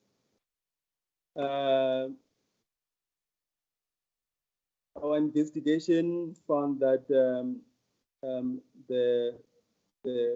we investigated the matter, and we found that the claim was processed, and then we identified that overpayments needed to be raised on some of the claims, because the employer and the employees were operational during the lockdown. So we identified that the claim was put through by the company, but because the employer and the employees worked during the lockdown period, we found that for the time that they were working, they shouldn't have claimed. So we flagged that as an overpayment that needed to be attended to. How much? I don't have the exact detail on my summary, Chair, but we can provide the detail. That's fine. So, Chair, the next item number 14, we have a matter where we had two companies that were using the same reference numbers. Even with this matter, Chair, what we found was that one company was the rightful owner of the reference number and the other one wasn't, but what we found was the incorrect company was the one that was using that reference number to declare and pay. So the matter was also submitted to our operations team to facilitate and assist the companies to correct their submissions and declarations on the systems. Then item number 15, Chair. There was a complaint that employees were not paid, that two employees were not paid from this company in particular. What we found was that the company was paid, and we investigated the matter, and then we found that, we investigated the matter and we found that the company was paid and confirmed that the employees were also not paid. And then we referred the matter for compliance and IS unit to do an enforcement order on this particular company. Then the last item, Chair, item number 16, we received a complaint that the employer was unable to register for COVID-19 TERS online. As the system said, the company was already registered. With the complaint, Chair, we found that the employer profile was created on the COVID-19 by somebody who's unknown to the company, and subsequently that profile was deleted. Then the company was then given access to register and claim on the COVID-19 portal.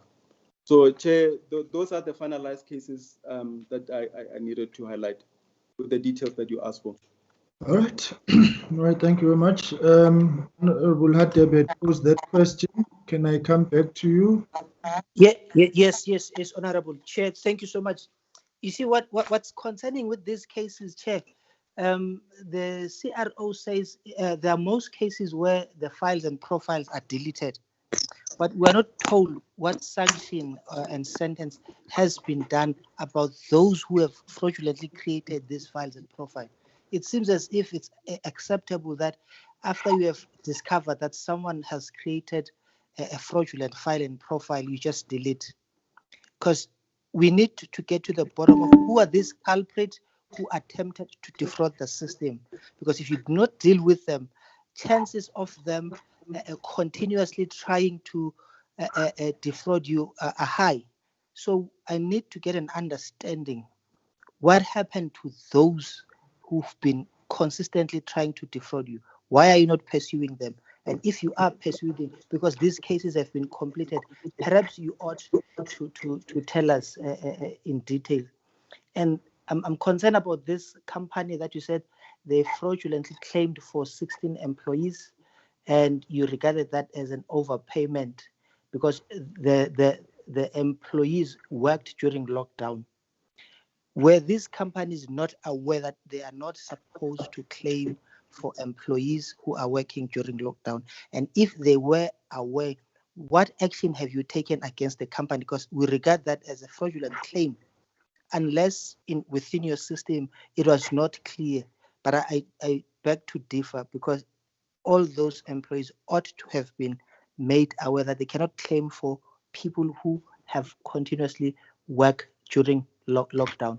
And lastly, Chair, in relation of this bookkeeper as well, who created a profile and then subsequently it was deleted, nothing has been done against the bookkeeper. I'd like to get a clarity. We can't be seen to be tolerant to corruption.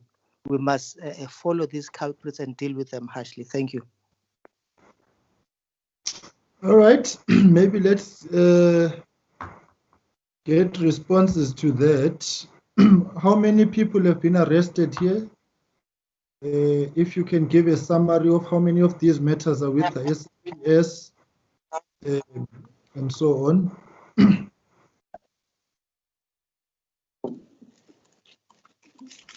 Chair, in a summary, Chair, from their cases that I've mentioned, it's only one.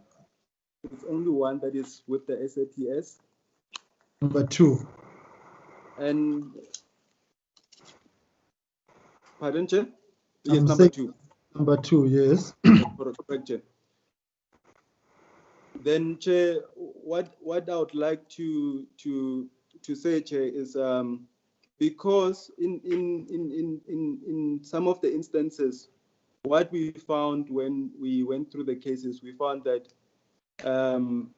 people who had created the profiles were unknown.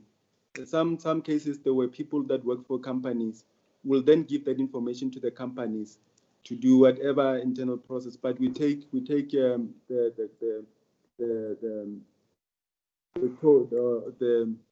message from the committee that we need to do further work on it. But and that's what we'll do, Chair. But what we did is we will inform where we could identify who had created the profile, would form the necessary companies. In instances where we couldn't identify, we just deleted the profile. My apology, Chair, for interjecting. How can someone create a profile and then that person is unknown? Aren't they supposed to provide you with their details? How do you accept profile of unknown people? Can I just get a clarity? What do you referring to unknown? What type of information you require for one to create a profile? Chairperson, can I request, because Judith was outlining all of these requirements in the system, because it's quite important that you understand what the system requires when a person tries to register and before they actually load the application on the system. But if anyone has, or like for example, if a person comes across a reference number and they can, and other company information, they can register on the COVID-19 profile, but they would not be able to claim because they also need company information. You still need to give us the payroll of that company for you to claim. But to register a profile, it is possible that a person can register without having the necessary permission from the company. No, that's fine. What we'll do is that we want a report back on the investigations on your part on these particular profiles. It can't be that fraudulent profiles will be set into motion.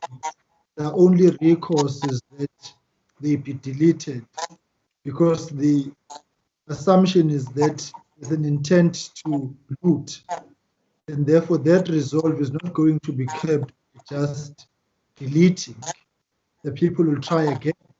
And so in the absence of an investigative process which is inclusive but not confined to just consequence management has to follow suit, can't be just the prerogative of a company, particularly in the event that you find that that person may also be trying to loot from that company and they're not necessarily part of the establishment. So deleting, as far as, unless you're building up stronger capabilities to prevent fraudulent profiles, it can't just end at, because these profiles, I'm sitting here, I've counted about 5, 6 already with the reference about profiles.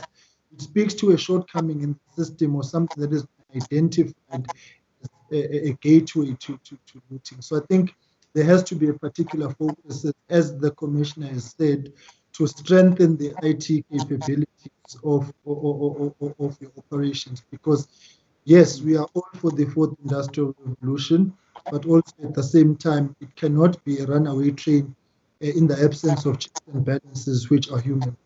And therefore, it becomes important in that regard. Right? May I request that Honorable Liz, please pose the question, and then we can go to the next 5. Mr. Chairman,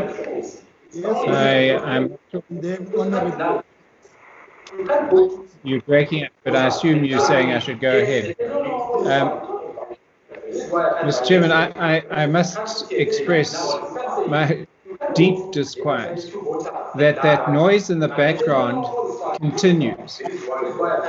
You've requested that whoever's got the noise in the background either go and join that meeting or switch it off, and yet it just carried on. I found it astoundingly rude, and we couldn't tolerate that in a normal meeting in Parliament. And so we should not tolerate it under these circumstances either. So I would hope IT have identified who it is that has not switched off their mic, left the meeting, and that we take action against that person once we know who it is. And I would like her to be told who it is, whose noise in the background continues as we speak now. We can hear that noise.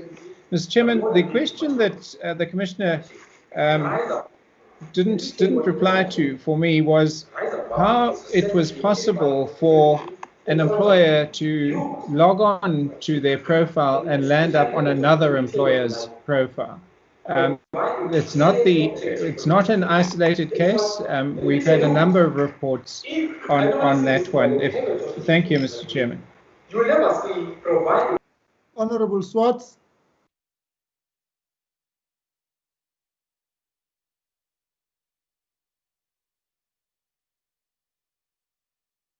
Thank you, Chair. Chair, it seems like the department is going around in circles in terms of responding conclusively on what we are asking. For example, what Honorable Hatebe has asked now, and he's again being referred to someone who have said what the compliance is.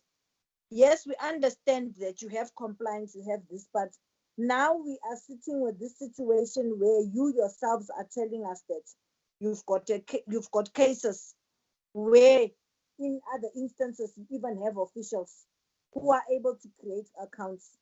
So the issue here is neither here nor there, Chair, that the accounts did receive money or not. The bone of contention is that the system is loose. It allows someone to create a profile as if they are a business. So we are asking again, how are you going to deal with such? Secondly, Chair, why are we still dealing with April applications up to now where we are?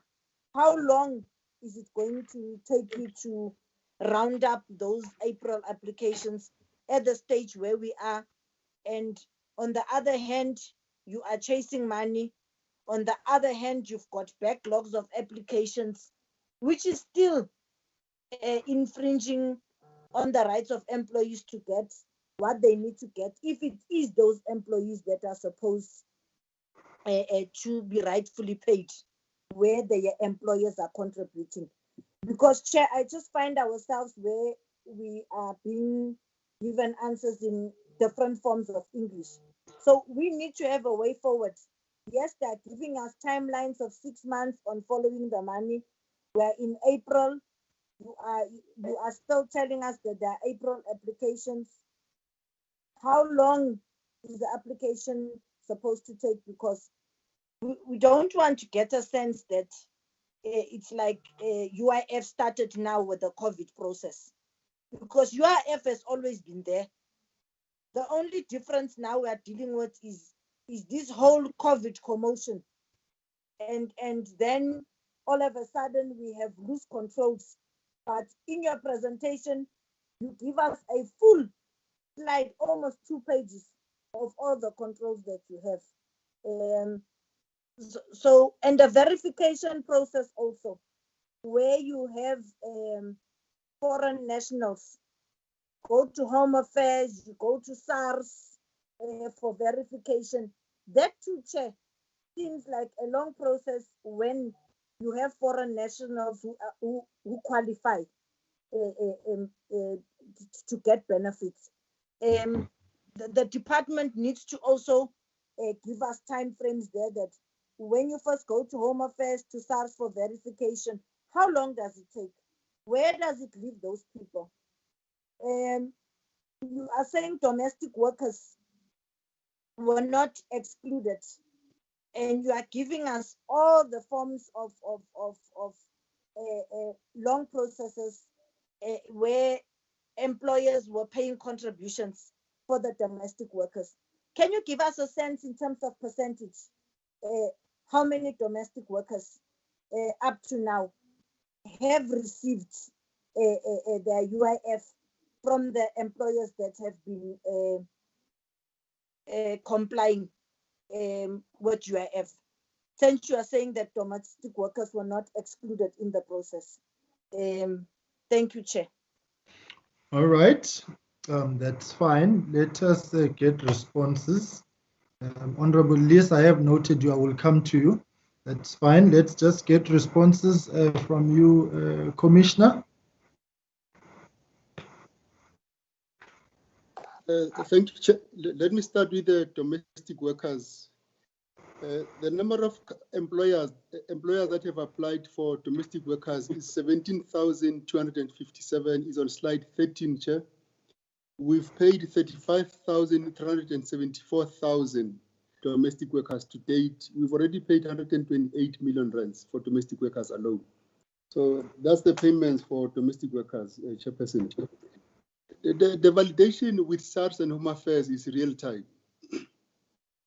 With SARS, it happens as you are processing. And as I said earlier, the confirmation with Home Affairs is a critical one, because we already picked up that there are some of the employers who had applied for people who are deceased. And as a result, we could have paid someone who had died if we are not compared with Home Affairs.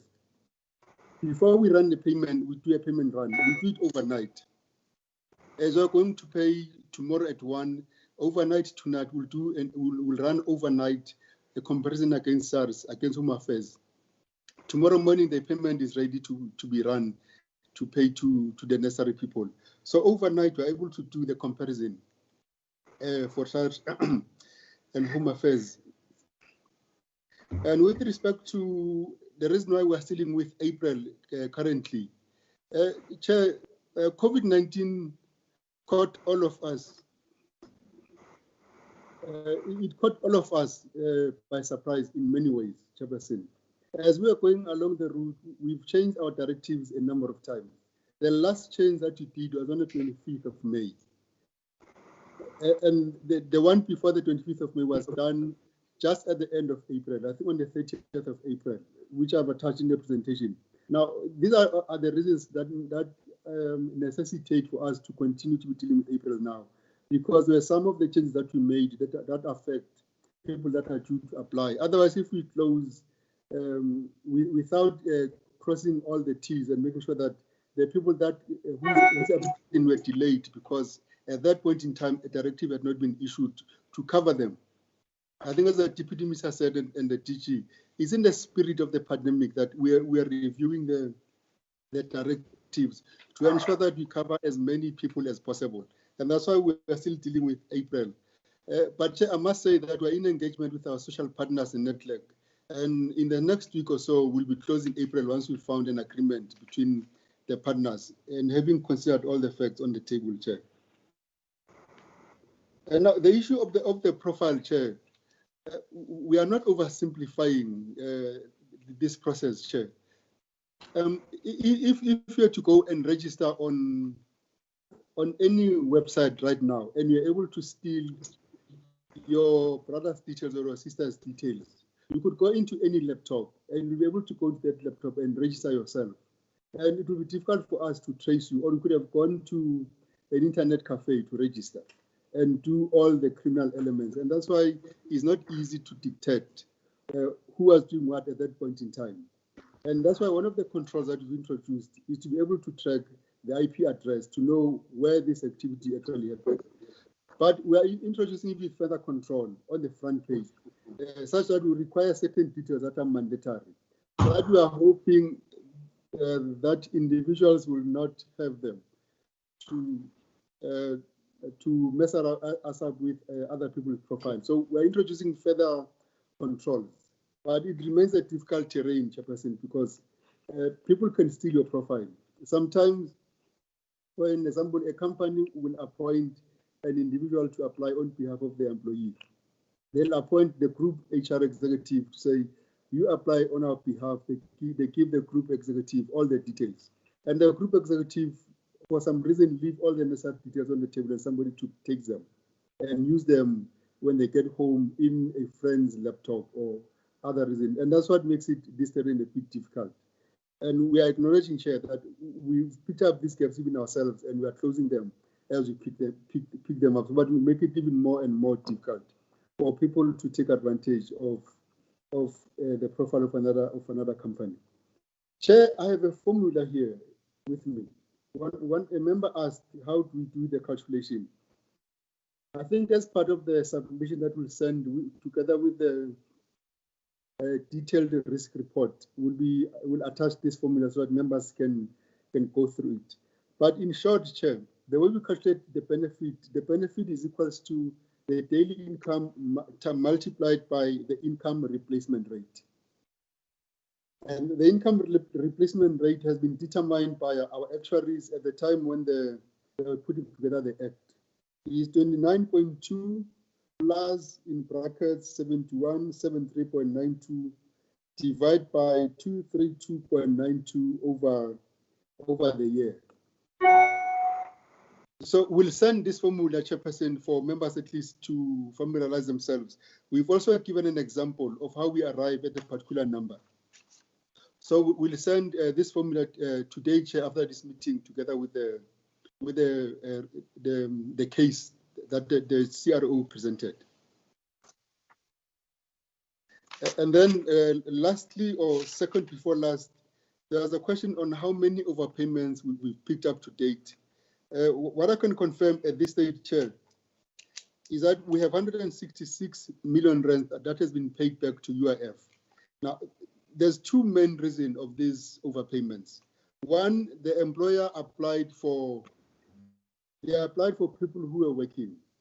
So you had 10 people that were working that you pay them a full salary that were not on the lockdown, but we applied for them.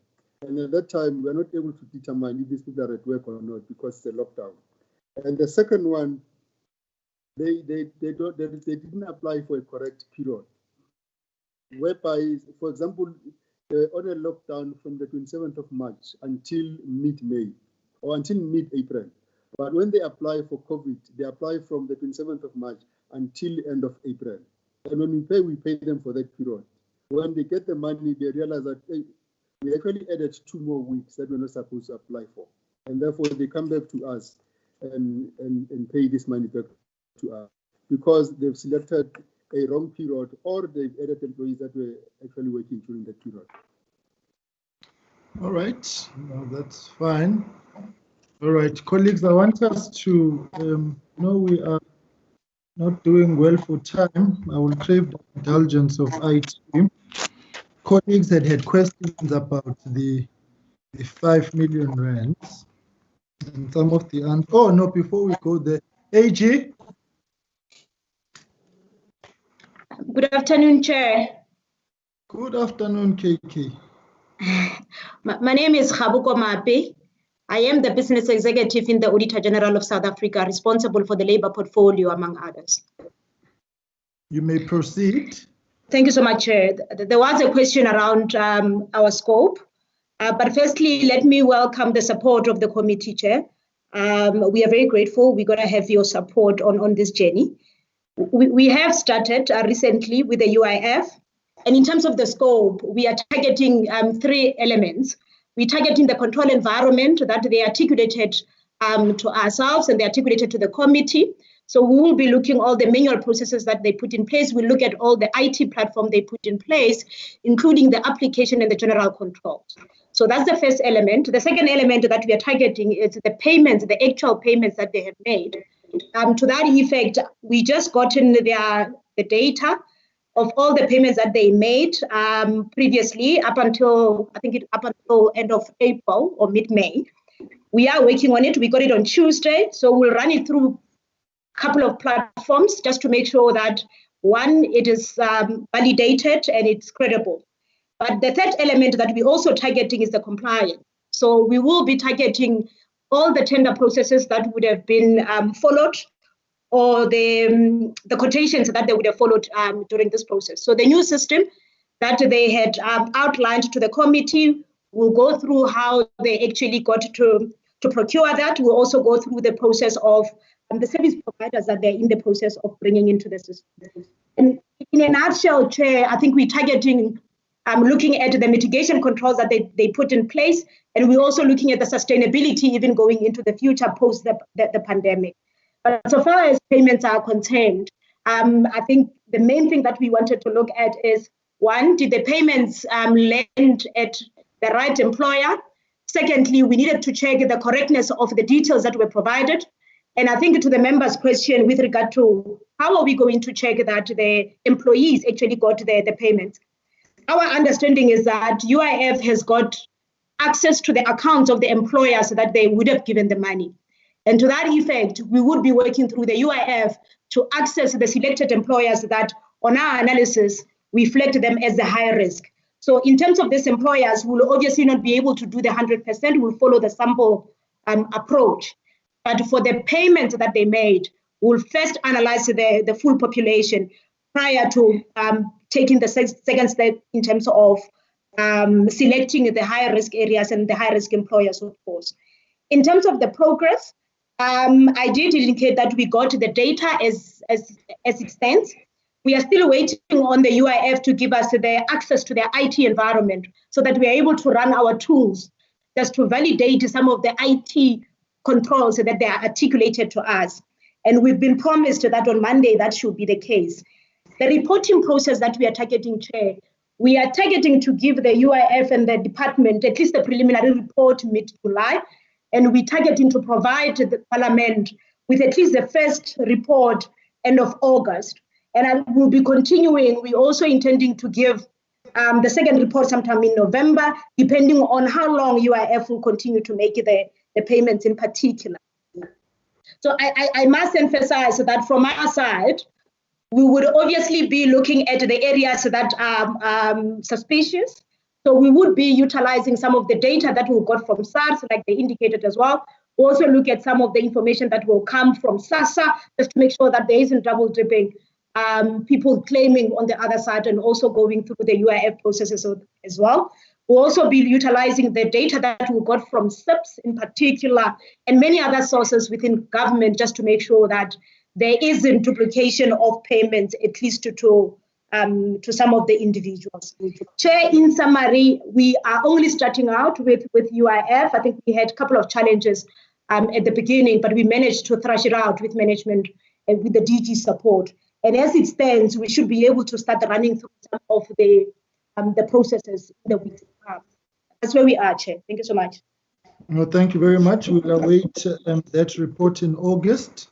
As you've said, it will come to Parliament. I suppose just one area that maybe you should add is to look at the manner in which consequence management insofar these issues have been handled, and whether any of the investigations that the UIF or the department has done during this time have actually been done correctly, and whether the corrective actions or recommendations are still consistent with what is expected of them. So if you can add the area of consequence management in your scope, that will be beneficial, because seated here, I don't think that the responses just to the 16 issue cases are satisfactory. And that poses a problem. Colleagues, that's from the AG. Any comments on that? Sorry, Chairperson. Yes. Chairperson, it's Dr. Dala, the Chairperson of the Audit Committee. Would you allow me 2 minutes just to add to what the AG has just mentioned? I think just to answer your question around the 100% sample. Could I maybe clarify that? All right, that's fine. You can proceed. Thank you so much, Honorable Chairperson and Honorable Members. I think just in terms of the 100% sample, the 100% sample will be achieved by the service provider, the panel of service providers that will be appointed. So that will be the management assurance. And then the independent assurance will basically come from the AG, partly based on their sample. And then the internal auditors will also fill the gap. I think the objective is basically to ensure that 100% is covered, and that also that we minimize the duplication of effort if there is any. but also a due consideration that to allow the AG to remain independent of management as well as internal audit. Thank you so much, Chairperson. No, that's fine. Thank you very much, Doc, for that.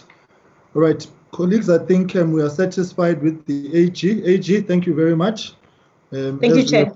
Said if we were in a polygamy, you are wife number one, you are the principal one. But the operative, if lest I get lost in translation or interpretation.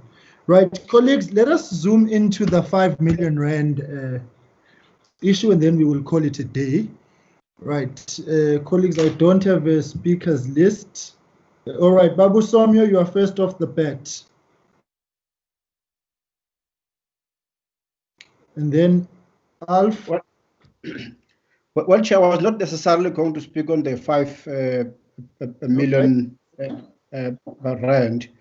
I was just trying to think about the process forward, as you have indicated, for both the Auditor General and the UIF in terms of their own accountability. Whether is there any possibility, because they are themselves going to deal with their own processes to certify some of these mishaps and be able to provide a clear frame for us to understand what has gone wrong, what have they done, what is it that they still have to be looking at, more especially that the employees have to be paid their amounts, what is due to them, and how far they would have gone that within the 3 months period. So I would have latched into your own approach that whether is it not possible, following their timelines, that they could come back to us not later than the end of September to be able to drill even deeper on what has been done after their own audit process. Okay, no, that's fine. I think in agreement with that, colleagues, maybe let's do this. Let us leave the 5 million rand matter and park it for the AG process. And then when we receive that report, we can proceed with it. In some of the proposals for our oversight, the UIF is included. So we can deal with that matter then at that point when we are at the UIF.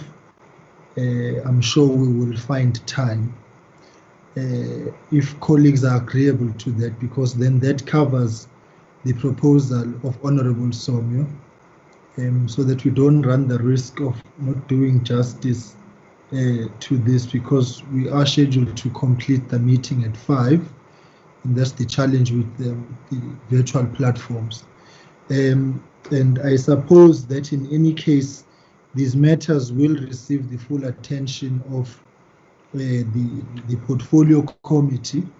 Ours here was to respond to oversight responsibilities insofar as our own concern about what is happening during this lockdown period, and where there are abuses to systems, shortcomings, mismanagement, fraud, corruption, and so on, insofar as public accounts are concerned. And as we have seen, that there's a vast spectrum of shortcomings. So I think, colleagues, maybe we can leave it at that. Safe to say, Commissioner, if you can provide a detailed report to us by next week on that 5 million rands as a briefing note on those matters, so that when we receive the AG report, we can read that submission against what the AG will say. So if we can receive that by next week, Wednesday, that may help. Colleagues, I know it is the weekend, but we are very dedicated in this committee.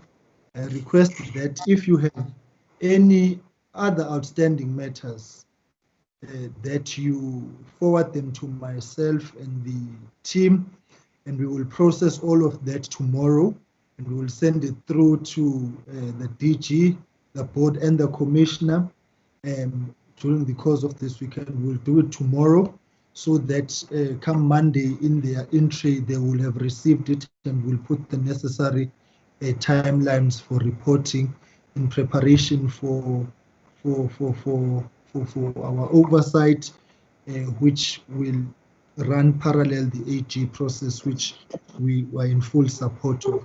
So I hope, colleagues, you are agreeable to that, because I'm advised that the extension that I wanted to pursue is not, we are not going to get it, because I thought we could run over 5 o'clock, but we are seemingly unable to do that. So I'm trying to bring it to us. I hope, colleagues, you're in agreement with that. What I will do now, can I give the commissioner to make concluding remarks, then the DG, and then we will go to the deputy minister, and then if members have got anything further, then we'll take it from there. Commissioner, you will have a minute to make concluding remarks. Thank you, Chair. Let me take this opportunity to thank the committee to give us a chance to come and report back.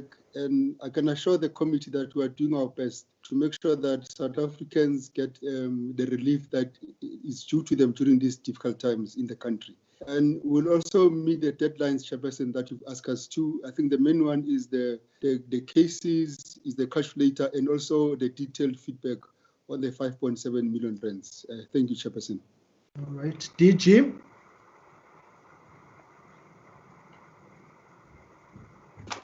Thank you, Chairperson. We would like to appreciate the guidance that the committee provides. I know you may come as if you're very harsh, but I think you're giving us another eye that we don't have. So in appreciation of that, we will attend to all the issues that you raised, submit the necessary report, Chairperson. We thank you very much.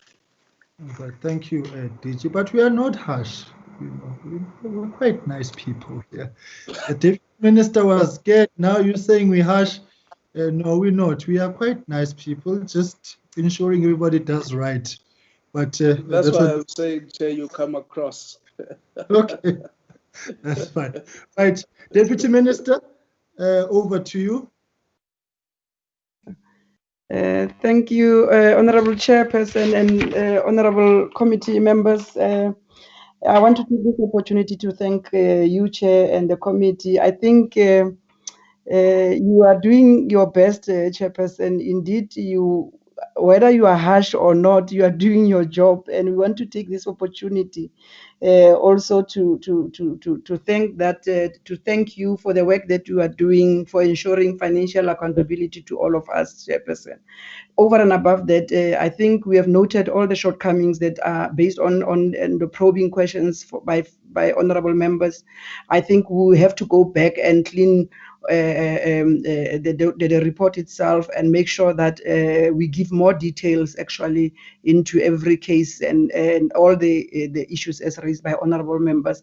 And I think the committee was actually it is in our favor, Chair, that you are kind enough to give us some time to make sure that we clean our mess, we make sure that we close all the loopholes, and we are able to come back and present the report as it actually supposed to be. But we want to take this opportunity, Honorable Chairperson and members, to thank you for this opportunity, and we think that we'll come back more prepared next time. Thank you. All right, DM, thank you very much.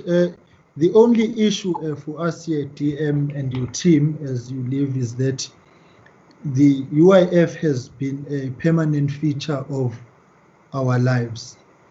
And at some point, and that point being now, the things that have to be done must be done. We cannot prolong changing the UIF for the better onto a trajectory of efficiency, effectiveness, and push back on the frontiers of incapability as we have seen prevailing over the past few years. We can't be meeting with the UIF all the time. Meeting us as SCOPA must be an exception as opposed to being a norm. And so that is what has triggered this meeting that we meet in this fashion. We have spoken at length about the IT capabilities of the UIF, and we are sounding like a broken record. That needs to be a apex priority for the department and the UIF to sort that out. We went to the UIF, we went to the compensation fund, and it will be highly disappointing that on our arrival, whenever it will be, that we find the same things that we have spoken about, the same things we've given direction about. Because you're still going to come back to so that we deal with your annual report and your auditor general, your audit outcomes rather. So the processes of COVID-19 do not suspend the other realities which are part and parcel of your day-to-day realities. Something's got to give. There needs to be a radical shift insofar as the operations of the UIF are concerned, so that we begin dealing with new problems and other things in the UIF. But the fact that year in, year out, we are sitting here speaking about technology, IT, access, we're speaking about a lack of consequence management and not beefing up the controls as a preventative measure is concerning. Colleagues know I always say, my mother who was a nurse used to say prevention is better than cure. And therefore the preventative capabilities of the UIF in all the, and so if there is loopholes in the UIF's DNA, they are going to take absolute full advantage of that. So may that be, that's the parting shot from us to say that let's not come back to another meeting and still have to regurgitate the same issues and the same concerns. We want a detailed plan insofar as your migration to a new IT system, which is going to be consistent with the times that we live in. So colleagues, having said that, let's hope that we will receive your submissions for questions tomorrow, by tomorrow rather, and then we'll submit them through so that the UIF can hit the ground running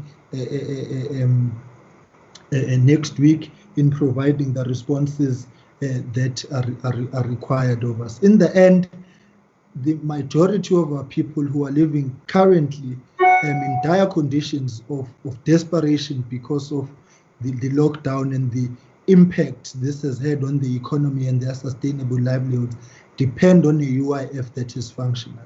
So this does not take away from the fact that you have so far dispensed 24 billion rands and continue to dispense. I mean, the 4 million workers whom you have dispensed to, they are appreciative. But what we want is that systems must be effective and efficient, and we deal with all the things. So build on those particular gains that you have made.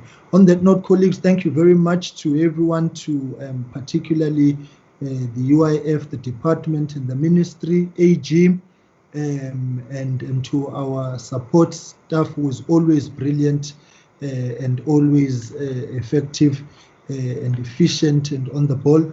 Guys, thank you very much. Colleagues, have a blessed weekend, and we will communicate the dates of the next meetings as soon as the schedule is available. If there's anything else. Thank you, Chair. Chair. Thank you, Chair.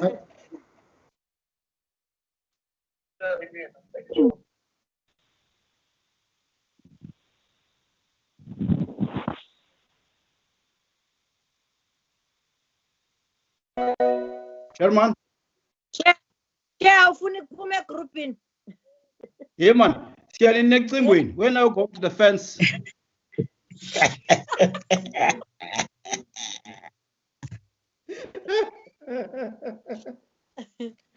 Are we on?